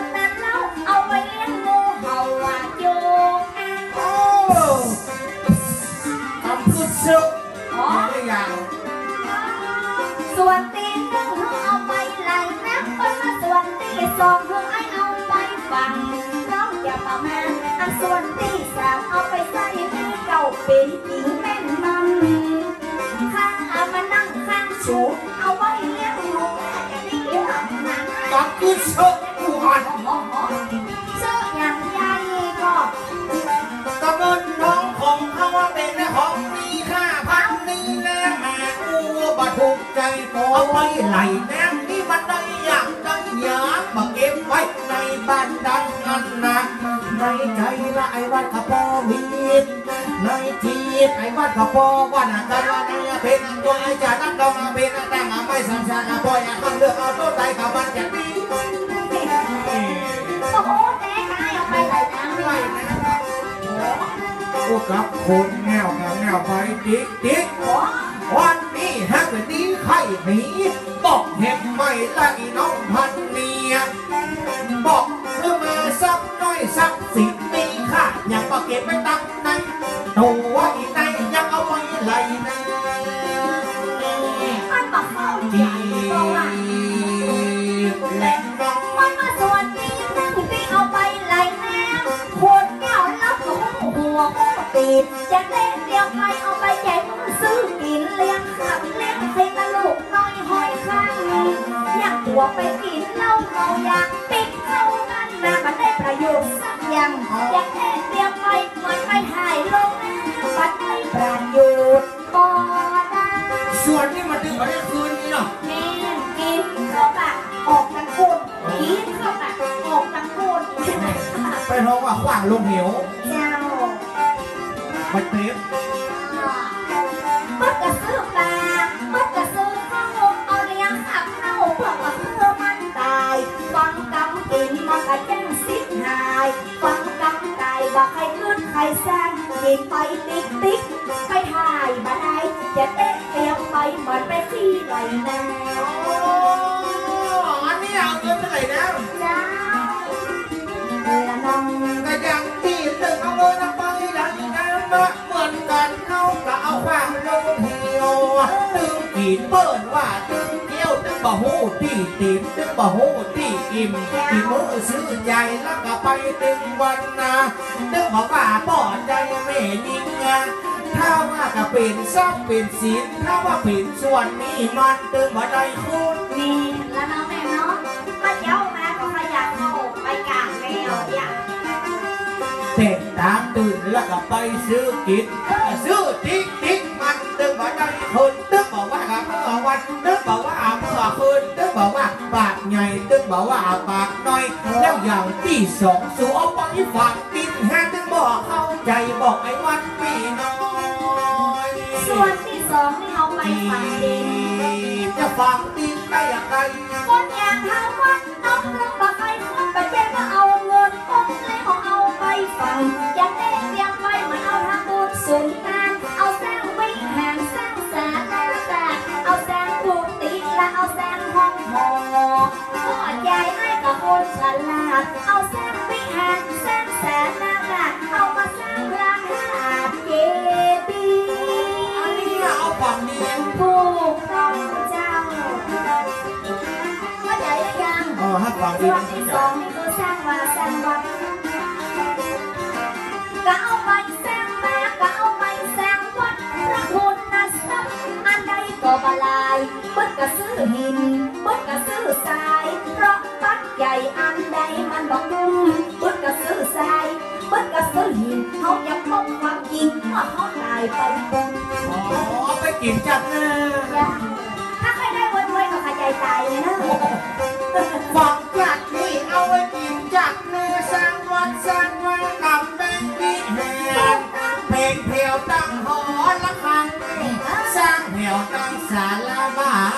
ทนะเพลงเนี่ยผู้ยังผู้อันนะห้องเงินร้อยห้องเงินปัดอย่างตุ้งเข้าดอกมากันเงียบเงียบฟังไว้จัดนี่ก่อนนะ แม่ ฟังไว้จัดนี่ก่อน เอาไปจัดนะ ออกกันนะเอาไปกิน เจ้า ฝังจัดนี่เอาไปกินจัดนะบุญจับปลาส่งพึงสักวันนาให้โหน้องส่วนที่สามเนาะมาคือ ใส่นี่ก่อน ก็ส่วนที่สามเราก็บอกเข้าใจแล้วจะใส่นี่เก่าที่เป็นอย่างไรก็บอกโอ้ พี่น้องคนฟังมีหมด มีกับไผ่ เดี๋ยวมาแล้วกันนะกันนะกัน อยู่ด้วยกันไหมอย่ามาเก็บมาหอม โอ้ ไปไล่เป็นนี่มันได้บ้านเหนือแล้วจะมาเอากันแล้วก็ที่เงินมากับกุ้มกระไส้นี่เก่ามือดิกิ โอ้ไอ้เราวัดฟังก่อนย่างพี่น้องมาฟังเตือนคนเฒ่าคนแก่ที่เป็นหนี้มากันหมด ว่าไปเลยจะไปดูถูกดูแคลนก่อนนะตู้ข้อตองนี่ลงเศรษฐีลงคนรวยนะ โอ้ทุกคนตอนนี้สมัยเสียงตึงบ้านเป็นหนี้หมดอย่างปีอย่างเชิงมูนี่นะย่างเครื่องปีก้อยปีกลางปีเก้าโอ้เชื่อไม่ช่างเน็ต มึงจะไปว่าอย่าอาย ไอ้เขาวัดก็เป็นหนี้ วันหน้ามันจ่ายพนักงานนะมึง ก็ได้ก็เป็นหนี้อีแม่ โอ้นี่เอาจริงๆแล้วก็แม่จะได้มาเดือนเดียวแล้วตู้ข้อตองให้กันแล้วเคยมาเนี่ยนะมันไม่เป็นหนี้อะไร นี่ ว่า เข้าใจกะ ใครจะได้เป็นหนี้ไหน เก่านี่เก่า มีหนี้เก่าเลยอ่ะ เป็นนี่เก่านี่หลังนี่ดิดตัวมา มีเหมือนกันโมดิ นี่เหมือนกันไม่โอ้ยก็มีนี่นำลงนี่เป็นมดในสาราเป็นนี่เหมือนกันหม โอ้ย ด จีน่าว่าเปิดไปเลย แต่ในแม่สุมาเด้อ เดี๋ยวแม่สุมาลีนี่ปีมีนี่เหรอ แม่สุมาลีก็มี มีเหมือนกัน แม่ นะ วันนี้ก็มี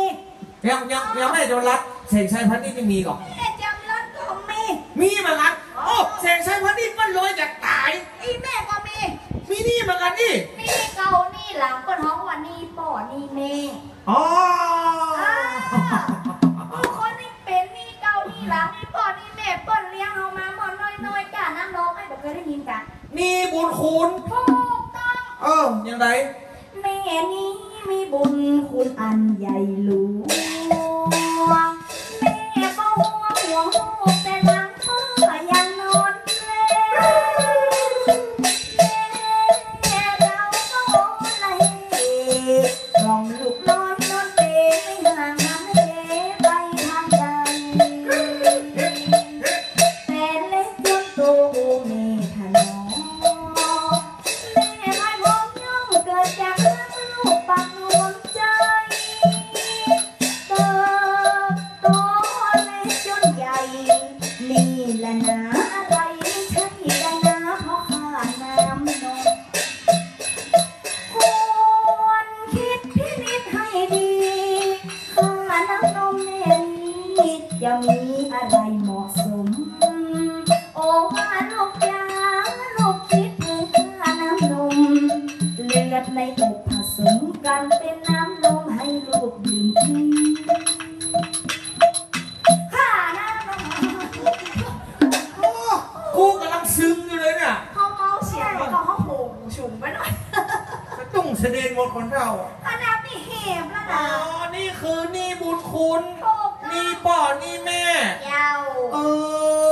เจ้าลูกฮัก แม่จ้าไข่จ้า แม่และลูกเอ๋ยเขาโอ้คุณแม่ แม่เป็นลูกแม่วางขาบอเช่า มันว่าเห็นยางนี่มันเป็นย้อยแม่ครูน้องพันนี้แม่ครูจันสวยทิพวรรณ กระทะกันนึกว่ามันเป็นเกี่ยวมาเลยเช่า บาใจต้องบาใจว่าอย่างนั้นไม่นอก แล้วเป็นว่าอย่างไร ได้ยินเพลงโหแม่กับเจ้า เป็นว่าอย่างไร เป็นว่าอย่างไรเก้ากัน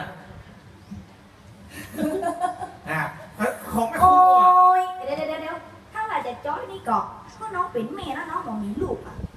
อันเดียวเขาเป็นลูก ไอ้เป็นลูกน้องอ่ะ แม่เป็นลูก ไอ้เป็นลูกไอ้กันนอนแหละ ฮะ นอนโดย นอนโดยจ้า เจ้า ลูกมันต้องนอนด้วยนะ ลูกมันต้องนอนลูกมันตัวน้อย เฮ้ยมันแต่วันไปสอบมันนอนอยู่อย่างนั้น อ่ะ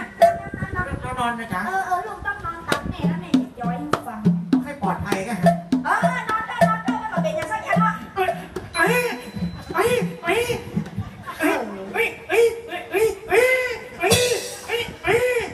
อ๋อให้ลูกนอนน้ำลายย้อยก้อย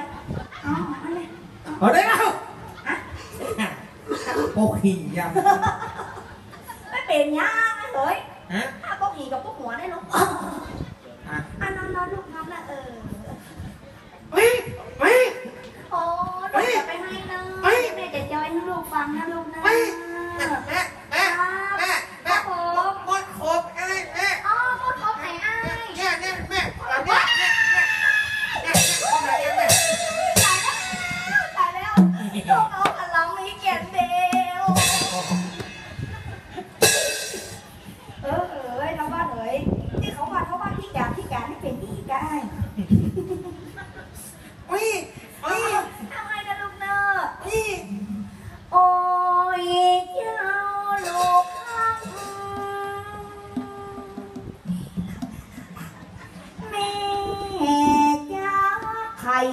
จ้า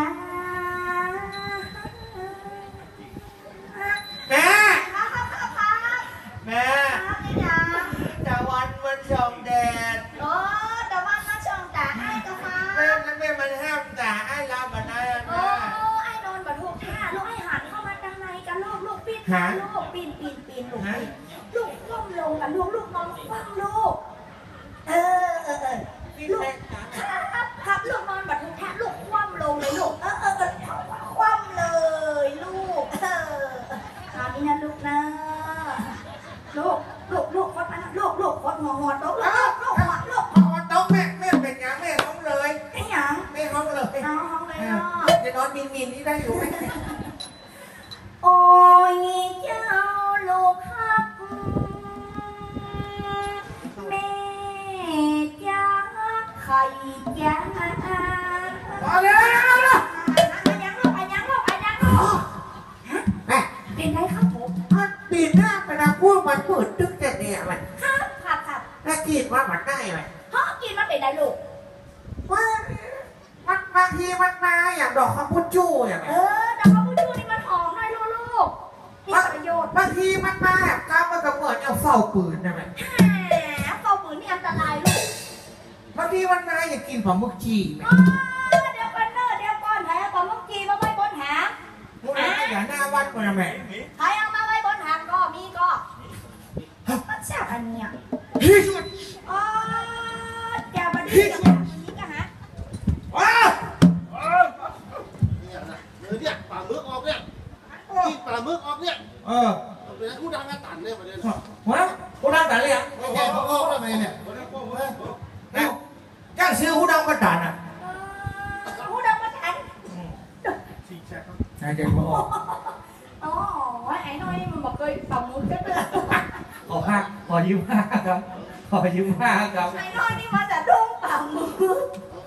ไอ้อย่างนั้นก็เบิก เจ้าภาพที่เดียวกับเนื้อดงเถอะครับ รอยุคก่อนหนึ่งเรื่องหวานเดี๋ยวนี้มันเกินแล้ว เปิ้ลฮือกินบักกิน แม่ เอ็นจะเอาเก็บใส่ถุงไปอุ้ย น้ำแม่ เอาหน้า อย่างที่เขาพิการได้นะ เปิดมาเปิ้ลกิน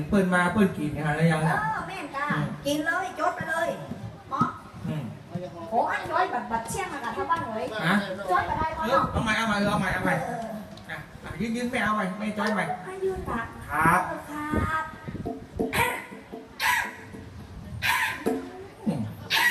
คอยังมาน้อยดุที่คอมาน้อยแก โอ้ยเจ้าลูกฮักแม่จ้าไข่จ้าแม่เลี้ยงลูกมาอาบน้ำบอนเข้าถ้าเป็นน้อยแต่อย่างลูกชื่อฟักแฟงบัดเต้ามียาเก็บเอาไว้เจือบอกมีแมงแบงได้เป็นเถื่อบัดหัวสีเสือฟักงาเสียดายลูกฮักมีเสียน้ำตาแม่เตือนระวังลูกนั้นบ่ได้เป็นดีใครแม่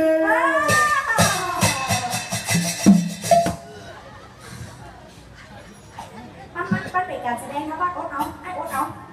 แม่คิดว่าคุณแม่กันครับลูกชื่อขนาด ลูกชื่อ ว่าคุณแม่ล้นฟ้ามหาสมุทรว่าคุณแม่กว้างสุดมหาศาลว่าคุณแม่ยิ่งกว่าผืนฟ้าสุธาทานจะร้องเพลงชาติไทยให้ใครฟัง อ๋อไอ้ใจจะได้มาไปได้ก่อนนะขึ้นแม่อยากกินนี่อยากกินนมแล้วแม่ อยากกินนมตาน้ำนมแม่มามีน้ำนมแม่มันแห้งแล้วบอกมีนมแล้วจะให้ลูกกินอย่างแม่ แต่เจ้านี่คนมีโรงงานหลายอย่างนะลูกกี่รักก๋วยจั๊บ ว่าเอา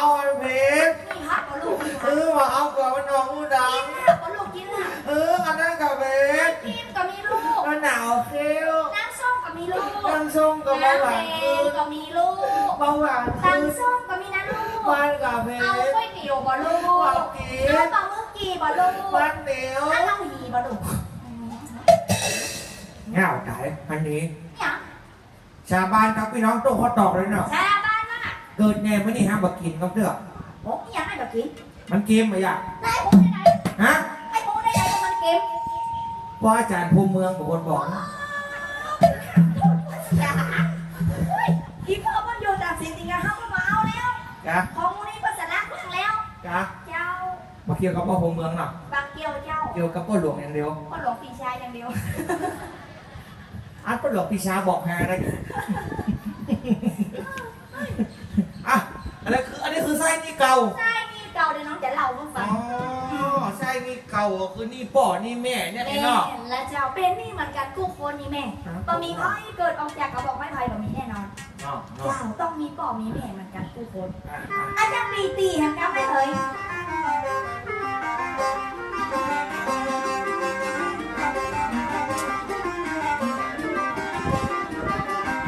มันมาใช้นี่เก่ามันจะนี่เด่นแน่นี่ก็นี่แม่ปิดแต่มันตาเพราะว่าพ่อแม่คนได้เลี้ยงเขามา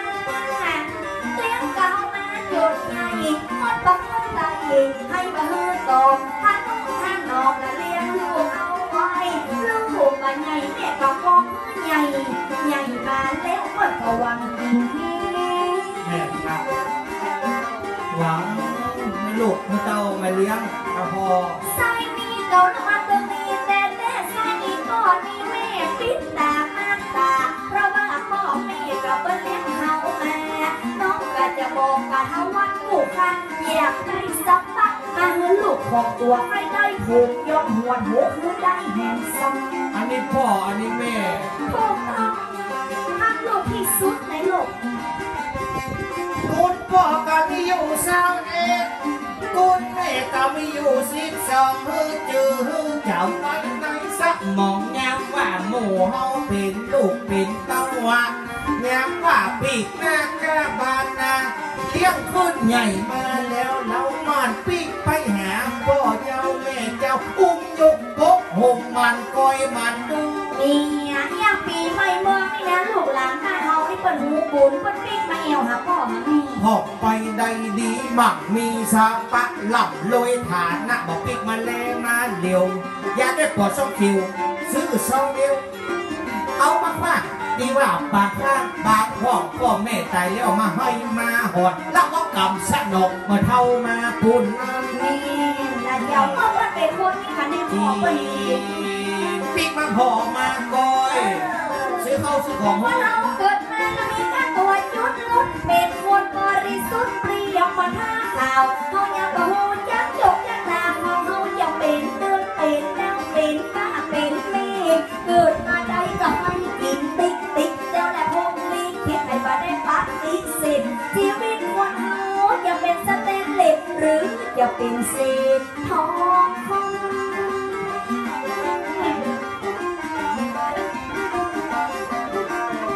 ยังเอาเกิดเอาต้องให้มาพบใส่ดื้อใส่ห้องขอยังตั้งไปฟังบัดได้แปลงเงินหอกบัดได้กอบเงินกันบัดได้เอาอาอย่างออกมาในพวกสิ้นหัวใจของแม่ยังแค่รอยรามันบัดเอาบัดหาจกลงรอยนอนดี อันนี้ต้องมาใส่นี่ เกิดมาต้องมาใส่มีเก่ามีพ่อมีแม่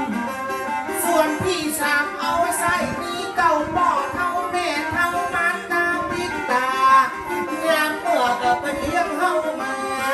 เต้าหอดกะตะเมื่อน้อยน้อยยังอยู่ในไส้ยังอยู่ในท้องจิตใจแม่ไตเป็นก้อยเป็นห่วงแล้วก็ตั้งดึกน้อยแล้วบอกว่ายามนั่งยามยืนยามเดิน โอ้สุดยอดไทยเป็นแม่คนแล้วเป็นตัวหูนะแม่เนาะ เป็นเห็ดเป็นขีดแล้วยังกินบาดได้จะเอาขี้ปุ่นกับหัวลูกก็มีผมจะกินอาหยังก็เป็นห่วงแม่นมหัวลูกด้วยมันจะกินบาดได้ยามฝากแม่เมื่อยยังมาได้กินยาหัวนมมันออกมาหากับตัวลูกไทยจีบและน้อง ว่าพ่อของพ่อก็มันยอด ขยายความของแม่เหมือนเส้นหัวใหญ่อย่ามาอย่าไปก็มีกับมาเป็นสอนมือลูกในอูเจ้าอูอย่าลูกอย่าบ้านการนวลบนน้ำของแม่เปรียบไปเหมือนส้วมลูกที่ใส่เงี้ยวใส่ยันเติมวันว่าตะเปะจะสักกันหันหกน้ำแน่ยิ้มแต่ยืนกันหันหกตื่นอุ้มหอบรอดวันหานั้นใหญ่นาเกินวันถ้าอยากได้ของกับถ้าอยากได้เข้ามั่งมี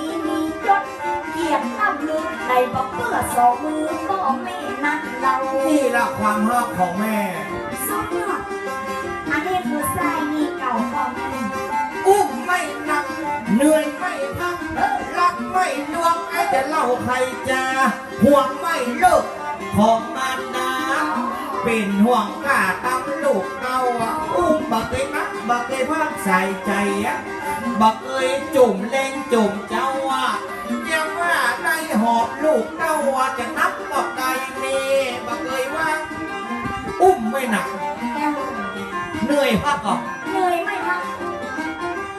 อุ้มบักเคยหนักเหนื่อยบักเคยพักบอกว่าซักผ้าเยี่ยมกินนะ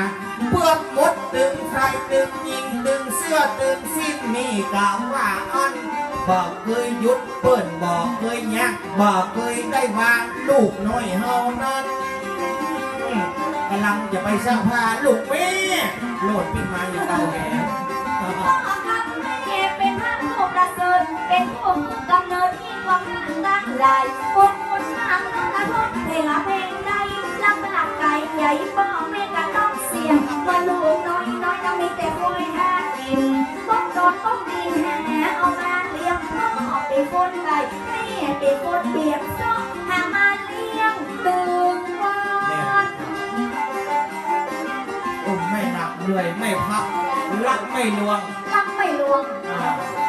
ความฮักของพ่อแม่นี่ที่สุดละที่สุดนายเนาะพ่อแม่อดทนและดิ้นรนเดือนลูกตัวดำกับยิ้มปกครองอยู่ด้วยกันพ่อแม่แตกต่างทำงานเพื่อจะมาเลี้ยงกับลูกน้อยบุญคุณใหญ่นักหนาทุกพระสุภาพมากกว่า100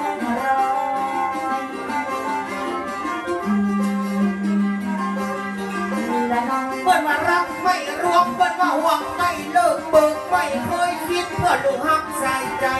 เกิดหอเติมพันหนึ่งที่ไม่ภายในจะมาเทียบแม่เลยบุญของพิษตามันเกิดจะหาที่ไหนแล้วมาเปรียบเอาไว้มาเปรียบวัดกระตือบาดดังคำเดียวก็จะเล่าอธิบายให้ฟัง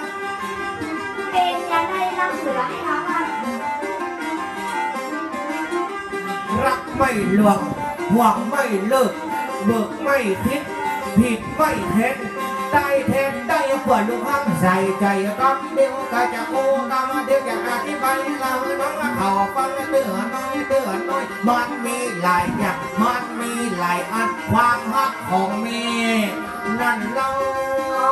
เป็นก็มีหลายอย่างที่กัน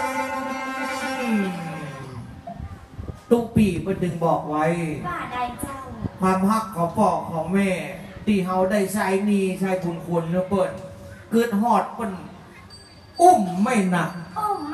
มาเกยจมแล้วโอ้โหหนักเสือหนักเหงาโศกของทางนะก็มีเนี่ยซ้ำอุ้มซ้ำเนียนอุ้มไม่หนักเหนื่อยไม่พักเจ้าอีกบางใดแม่ตื่นมาได้ยังเจ้าโอ้ยกำลังปลาะตกก้นหมอกม้อยตาที่จะล่นไปซักพาอ้อมกำลังซักในเชือกเฮ้ยถกปากสาโลดมาโอ้ยถกโคตรเอามารับลูกรับเอาสเกนข้างมาข้างกันโอ้ต้องหัวเปียกเอาหมอนหนุนไว้หมอนหนุนข้างไว้หัวจะบังแง่ฟังยองไปซักผ้าอ้อมเจ็บเหือนกว่าเหือนเนี่ยอุ้มไม่หนักเลยไม่พักรักไม่ลวง ง รักไม่ลวง รักไม่ลวง ป้าโทษฮักของแม่เนี่ยบ่มีไหฮักลวงนะแม่เนาะฮักสุดวิตสุดจิตสุดหัวใจ แม่ ฮักเบาฮักสาวยังบ่เจ้าใดตึกตีก็เอาทานสองก้อนมาวางหน้าขามึงกับหน้าขากู แล้วมาเป็นได้ไอ้ ให้จะปัดหน่อยก่อนถ้าเป็นแม่มันใจหรอก ฮะ บางงานกับแม่นี่บางทีเนี่ยข่าวรอวันซื้อเนี่ยลูกตกนะมึงบอกแม่กระโดดลงมาช่วยแม่ตายลูกรอ อ๋อ เนี่ย สุดยอดอีแม่ของห้าของพ่อแม่ที่ห้าอย่างเปรียบมาได้ รักไม่ลวง เจ้า ห่วงไม่เลิก โอ้ไม่เลิกเป็นยังไงนะ ลองได้ยกเครื่องหน่อยกันยังไงแม่ยังไม่เอาไว้ดวงนี้ได้ทุกคนดับเด้อลูกจะไปจะบัตรหลักนี่กำลังจะแห่มัน แล้วตอนนั้นแม่ก็เข้าไปรับแล้วค่ะ โอ้ได้รับกะว่าพวกมือไก่ละผากเนี่ย อ๋อ ตีสองก็ได้เสียงรถเครื่องก็ไม่ได้ยิน อ๋อ ตีสามก็ได้เสียงประตูบ้านก็มาดังก๊อกก๊อกแก๊กกูจะโทรหามันโทรศัพท์กูก็ใจบักแหงโคตรไปข้าง เจ้า เลขอะไรเป็นเลขอะไรเพราะว่า เจ้า ไอ้ลูกก็ไปม่วนอยู่เวทีลำวงมันกับ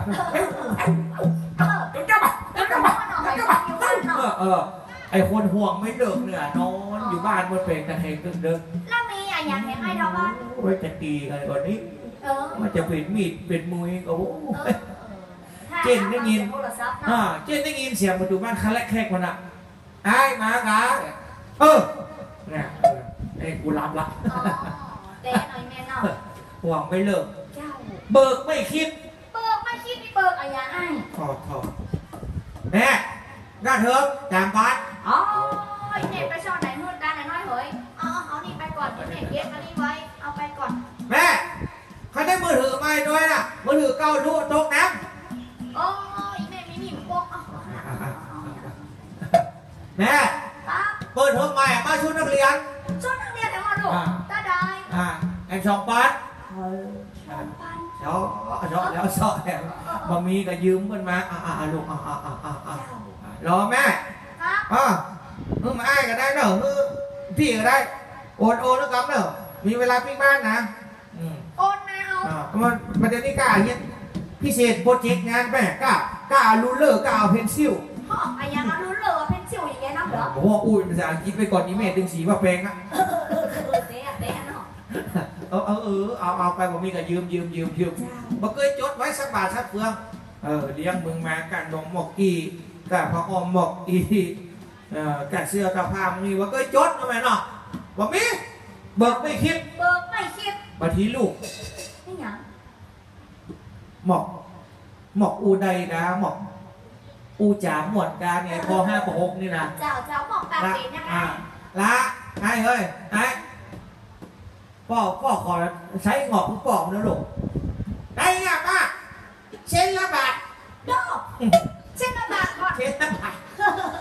ละเฮ้ยละลูกย่ำเอวแม่กับแม่เจ็บแคบขนาดลูกวันนี้ไปสวนเรากันข้ามลูกย่ำเอวแม่กำลูก แม่ชั่วโมงละ100มาชิมเจ้าหมอนหนวดกูดูนี่ นาทีนี้ครับกึดกับอีเมย์เป็นยัง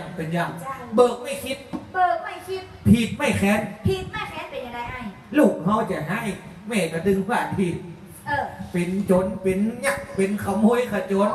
ลูกแม่ดึงดี ลูกแม่ดีหมด ลูกแม่ดึงดี ดีหมดทุกอย่าง เป็นยักษ์ไปเสียข้อแล้วปล่อยลูกแม่มันจะผิด มีเงินก็ได้เอาไปประกันนะลูกนี่ ผิดไม่แค้น ผิดไม่แค้น ตายเต้นได้ ตายแท้ได้ยังต่างหาก มีไม่แอบตายเต้นได้เนี่ย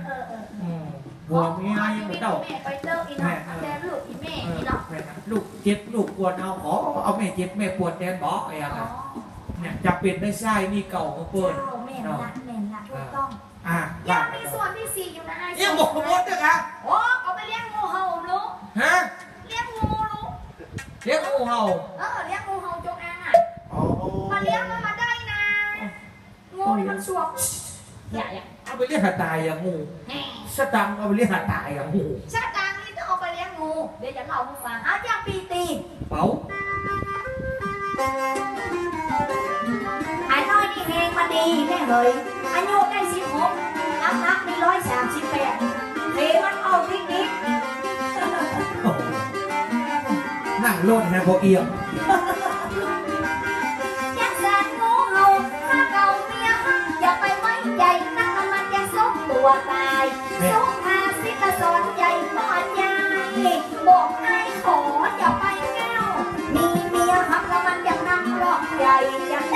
ำไปน้ำมันเขาเลี้ยงหมูเขา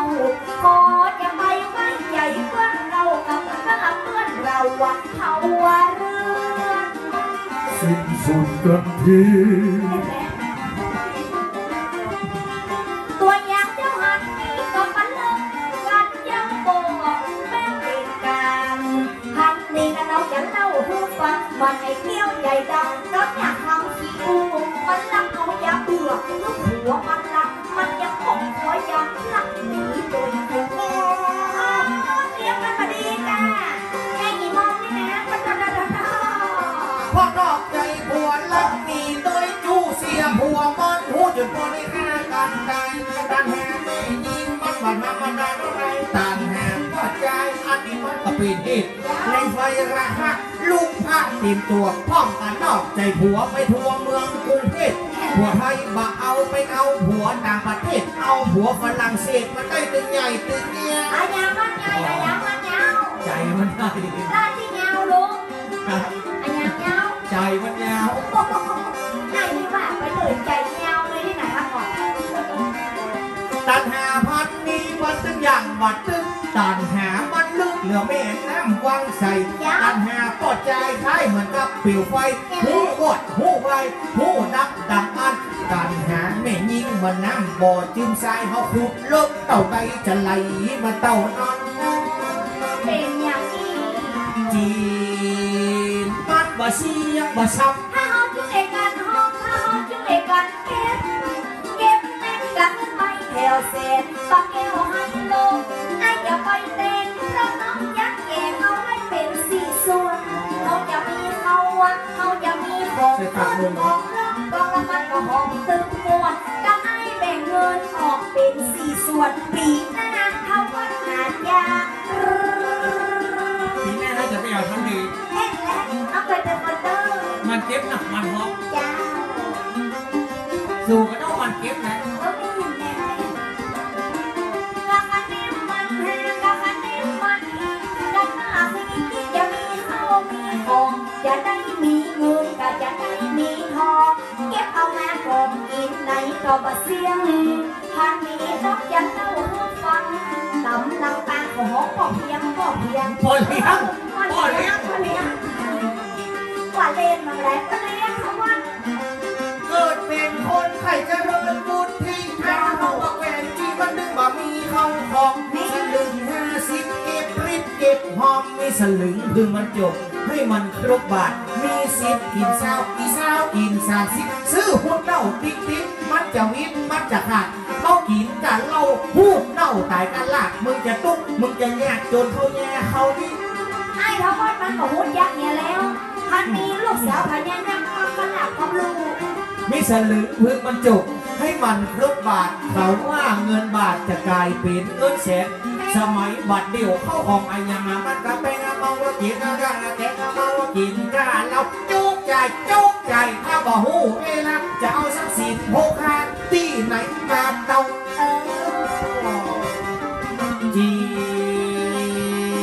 บแหลมดัง เอาสักสิบโครงการในมามุนต้นเต้ามันคนเกี่ยวคนเท่ามินรักกับสหายเหมือนแม่นี่แล้วก็เหมือนป้าใหญ่บ้านเฮาแล้วบ้านเฮาใหญ่ใส่เปิ้ลกระพีเพชรแล้วมันมีเมืองเหนือเปิ้ลกระเกลือเก็บแต่มันมีเมืองไทยจัดงานเมื่อจะมีงานใหญ่เพราะว่าแม่ย่อยกันนากู ที่เก็บก็เก็บที่การกับการ มีงานกินน้ำพริกแล้วมันก็หอมตึงเพชรกินผักที่เล็กมันก็หอมตึงขุมเพราะงานวันนี้งานระดับตำบลน้องพันนี่จะเอามาจากมาอุบแล้วด้านผู้นำก็ยังจะเป็นไทยลองมาหน้าใหญ่เพราะฉันยังไม่รู้หนูไม่รู้พันนี้ไม่รู้ ยังมาให้อยู่นะ ไม่ได้สิมาลงสระอู มีตึงนอกคนว่ามีตึงในนั้นไอ้วัดก็จะเล่าใครกันเป็นตั้งนอกคือท่านผู้นำคือผอหรือว่าหัวอีอ้อยมาใช่เป็นตั้งพ่อหลวงคำนั้นนะคือพ่อนั้นแล้วก็คือพ่อน้อยบอกคือตั้งสาวน้อยก็คือ พ่อหลวงพี่ซ่า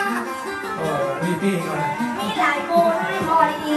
สามหมู่ มีหมู่สี่แล้วก็มีหมู่เป็ดเขาช่วยกันแก้นามีบ้านห่างนองนี่กาแห่งนานกนี่หมู่ห้ามีสามหมู่บ้านนะ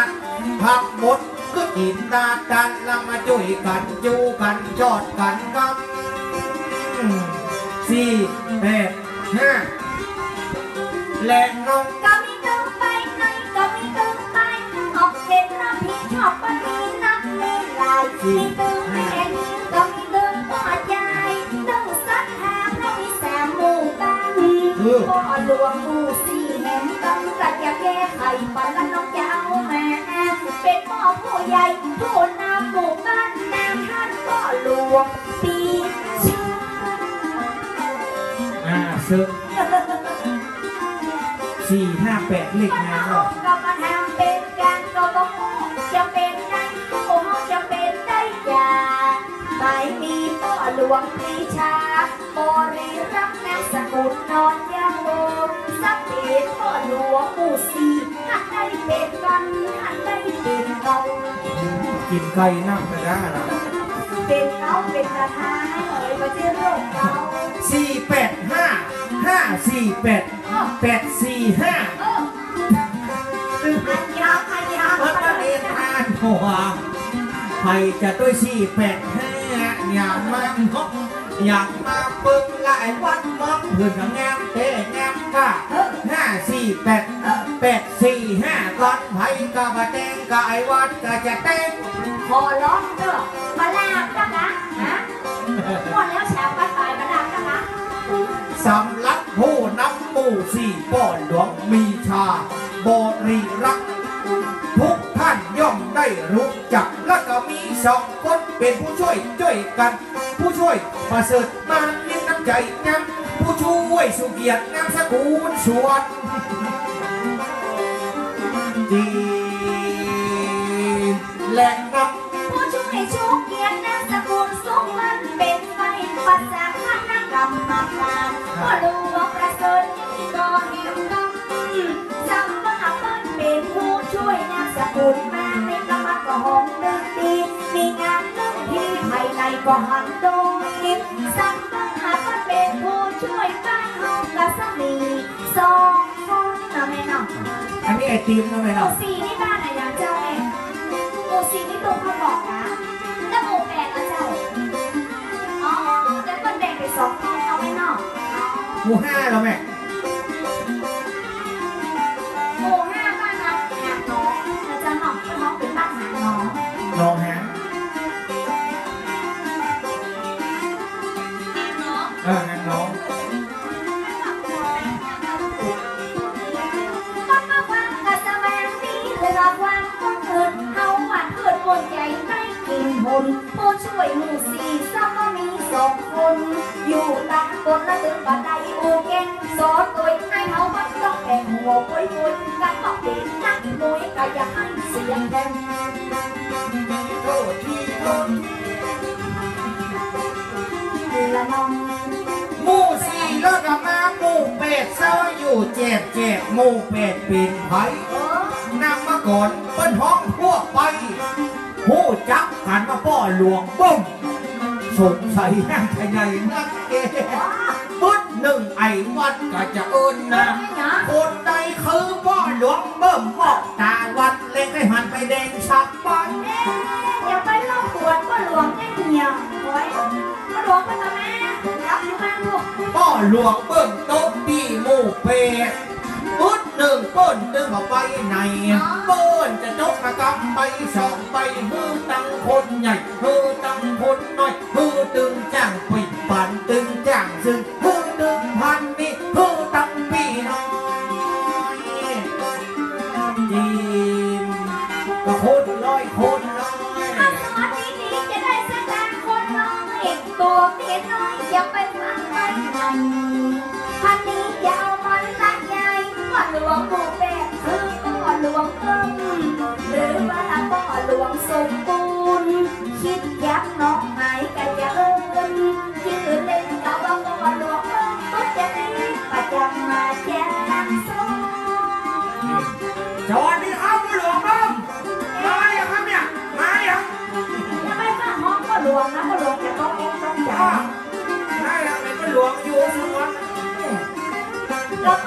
สมมุติหรือป้อหลวงเบิ้งอย่าเอามาเอิ้นบอกพี่น้องตั้งหลายมีตึกกระไปนอกไปในบนมายุ่ยกันตึกบนมายุ่ยกันสร้างพอตั้งใจแล้วมันก็หงตึงดีถ้าไอ้โซ่ก็ดีจะเคยไปล้างห้องน้ำ เต็มที่แล้วเนี่ย ซอดีๆไปตั้งห้องมาหลวงค่ะ พ่อหลวงสมบุญนามสกุลคิดจักผู้ช่วยกาเขาพ่อเลี้ยงเกสรนามสกุลเกษตรกรแม่นก็วันนี้ชาวจังหวะแห่งคนพ่อเลี้ยงดวงเลิศกาวิละช่วยกันนั้นเราว่าผู้ช่วยสองคนสองเท่าพอดีเลี้ยงกสรแห่งข้าวแกสรเกสรเกษตรอะไร ผู้ช่วยเกสรเกษตร ผู้ช่วยเกสรนามสกุลเกษตรผู้ช่วยดวงเลิศลักกาวีละบอกให้พันนี้นะจะเปิดได้ช่วยกันจนเป็นกันจนเป็นงานแล้วเมย์ประธานจากนี้ไผ่มาช่วยกันจีนเบิร์ดนึงจะขอชนะ จะมาด่าอันกันไม่บอกว่าจะมีพี่ป้าโมไปด่าอันไปด่าอันเขาก็มาทำละเป็นกันก็บอกเขาต้องมามียุ่งในมันยังเป็นสารไอ้ลูกกับมาทำตั้งเมฆกับประธานนั่งกลางทางกันต้องลงของประทูเปิดว่าไฟกัดจะดีกันละหันน้ำมันยังกินกันและสตาร์ตึงหูไอ้แหมพระเจ้ากับเจ้าหลอกประทูเจ้าจะปันไอ้อยู่สมองหิม ยิ้มปาก หิมปากหิมตาเขาเป็นยังโซ่เขาเป็นยังจงเลี้ยงไก่น้อยไก่ยังหอยเข้าเปลี่ยนหมายมีแม่หลวงสังเวียนบริรักษ์น้องอย่าบอกผู้ฟังสักว่าเป็นตั้งกรมสตรีแม่บ้านหมู่สี่เฮานั้น ช่วยกันเตะตะกี้แม่เสียงเวียนหัวเข่าเพราะจะหลอนเตียวบริการจ้างซอง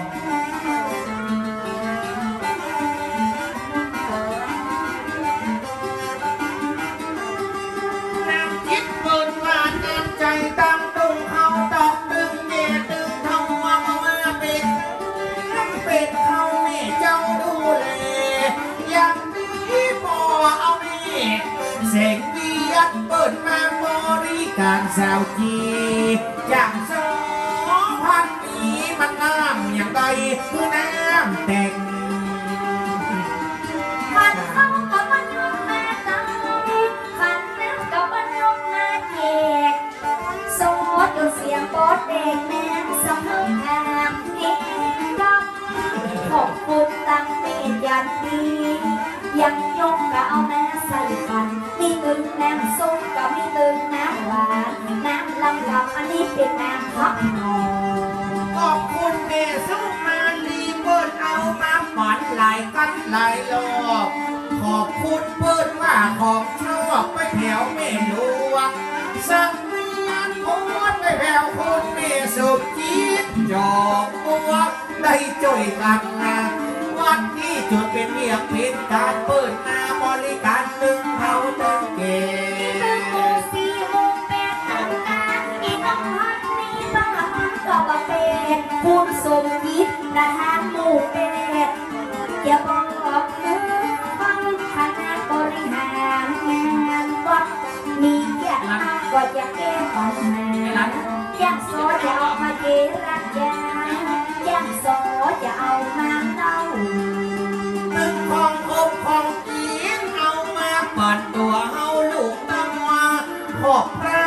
คุณเมตเจ้าว่าบ่ว่าพระครูอาตุปัญโยมาไทยเอาใจใส่วันนี้บาได้โลบไล่ให้สุนนะดีใจที่ได้มาหนวดบารมีของท่าน วันยาววันยังนอนกะคืนต้องเอาวันมุงคำเห็นทันทันนี้น้องจะเอามานั่งเห็นคุณเห็นท่านต้องเอาพกเมืองแนมสกุลและเบิ้งมาประสบโอ้ได้กับพระไปมาเตือง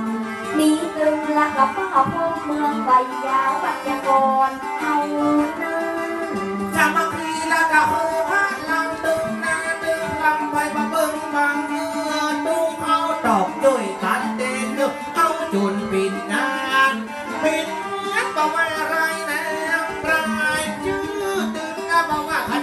รรมการพ่อกับนานบุญเรื่องใจแงมนามสกุลท่านก็คือสิริ ยังสอดาวมานั่งแกงแพงพันนี้ตึงบันไดอุพีก็กำนันแนวสกุลสิริแนวท่านบ้าบุญเรื่องมาได้เป็นกันละมาได้เป็นกันยังสอได้ไปเรื่องก็กำนันแนวบ้าบุญเรื่องแนวสกุลสิริ ช่วยกันเป็นกันเป็นยันเอากันฮือเสนาวันนี้จะทำตั้งป่าลับนี้กระตุนไปนอกไปคุยมีอยู่หลายผู้หลายคนมาได้ล่าถอยหูดไปในสามัคคะสามัคคีร่วมใจช่วยกันตีตรงเข้าต่อ ก็บอกว่าบ้านนายยาแบงออกสัตว์แห่แบงทุกคนตกมันมีแสมโมกาเฮงกำบอกว่าหมู่สี่เราบอกว่าหมู่ห้า